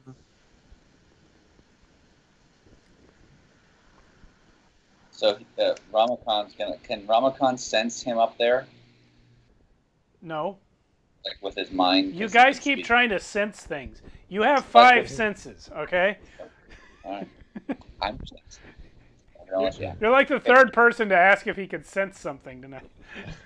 I mean, maybe the only thing you can sense is Raylan talking to you in his mind and saying, "Let's get out of here. They're gonna chase me." I mean, if you want to cast a spell or use an ability, you can try and sense things, but it has to be applicable. I was gonna just speak to everybody that I can see and say, chase them. Okay. Chase them in my mind, so it sounds like one of their voices in their head that they've been listening to. Over time, with peer pressure, they do indeed all chase Raylan out, except for Aximos, the guy upstairs, who is with Darrow. Alan. I'm going. Go ahead. Take an inspiration point. Thank you. Nice. I did not see that coming. That was perfect. I was like, man, let's just do this. With my mind, I tell Raylan, is it Raylios? Zalios, Raylan, whatever. Now he's Raylan. Raylan, I tell him where to go. I lead as he's running. Okay. Understood. Okay, so Darrow, what's going on? I look out the window and see all that happening. See everyone chasing Raylan, and I kind of put 2 and 2 together. And I'm just gonna look over at this rich guy, and I'm gonna knock him out. Knock him out. Okay, roll an attack. Nice. 13 plus unarmed, so 17. Okay. Yeah, you're gonna hit him for sure. What are you hitting him with?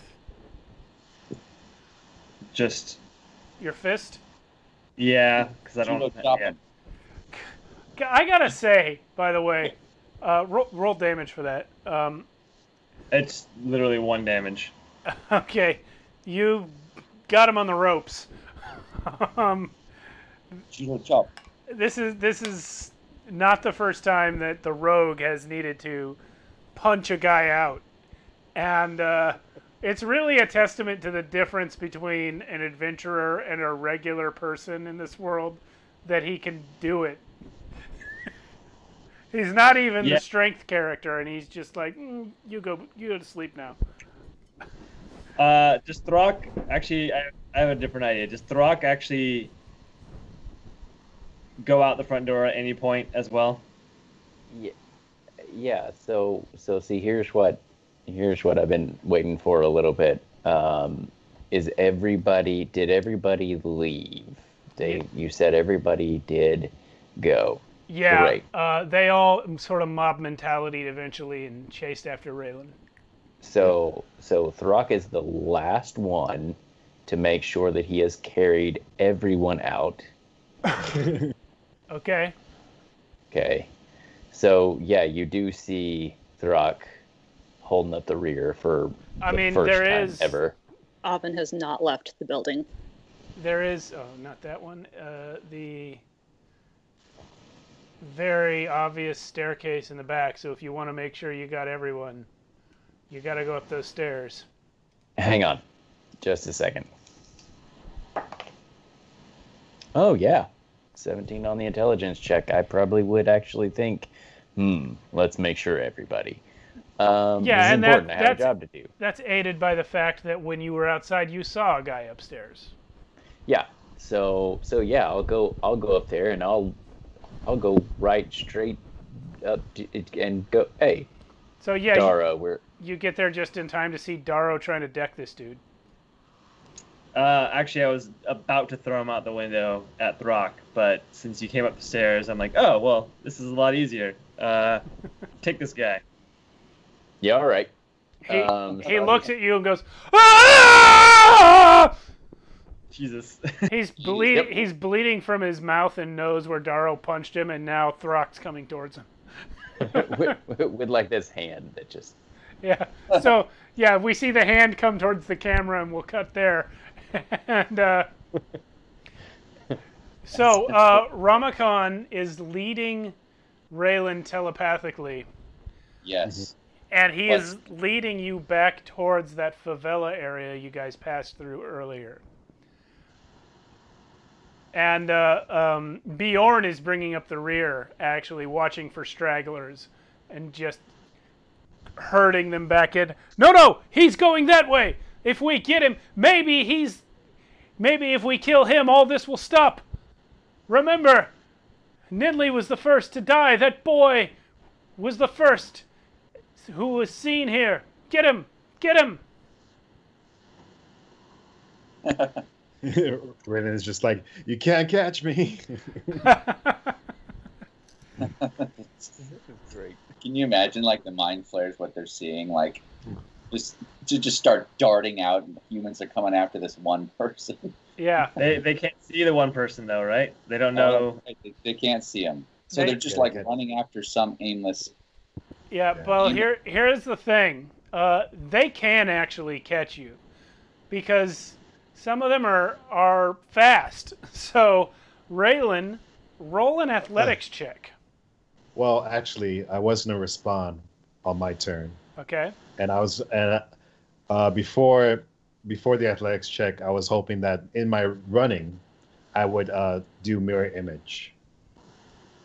So to make the mirror image. That will. They all share your space though, so that will help prevent them from maybe being able to grab you if they do catch you. Yeah. But yeah, the mirror images, they can't get far enough away to like lead them in different directions.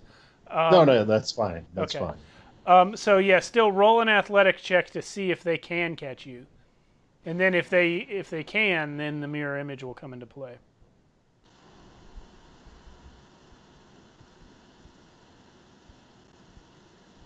So inspiration.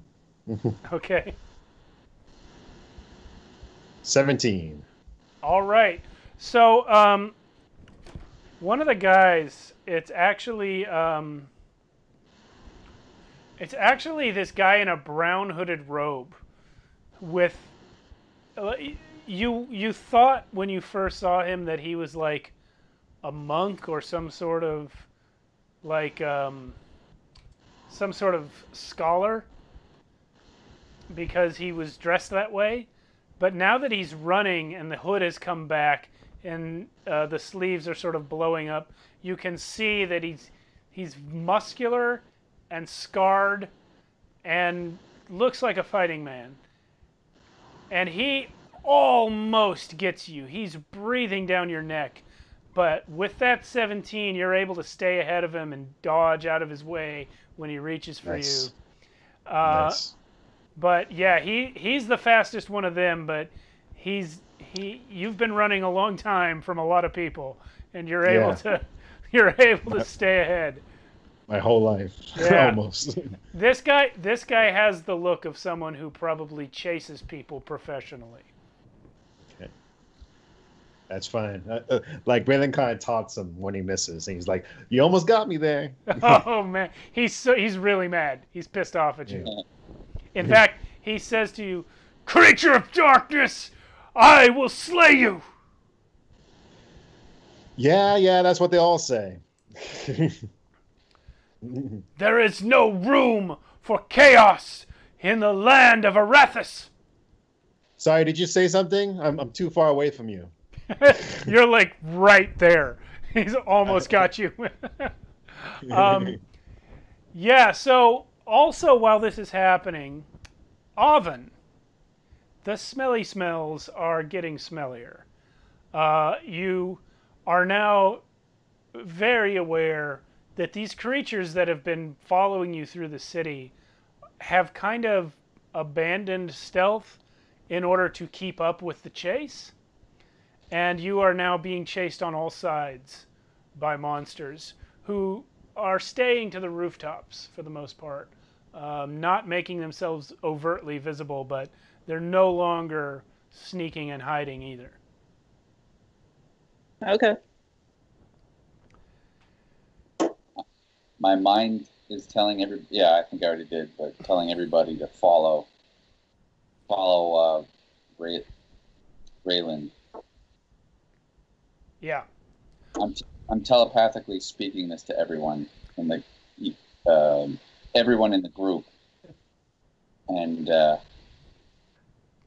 yes. Okay. Excuse me. I'm saying make sure everyone follows Raylan.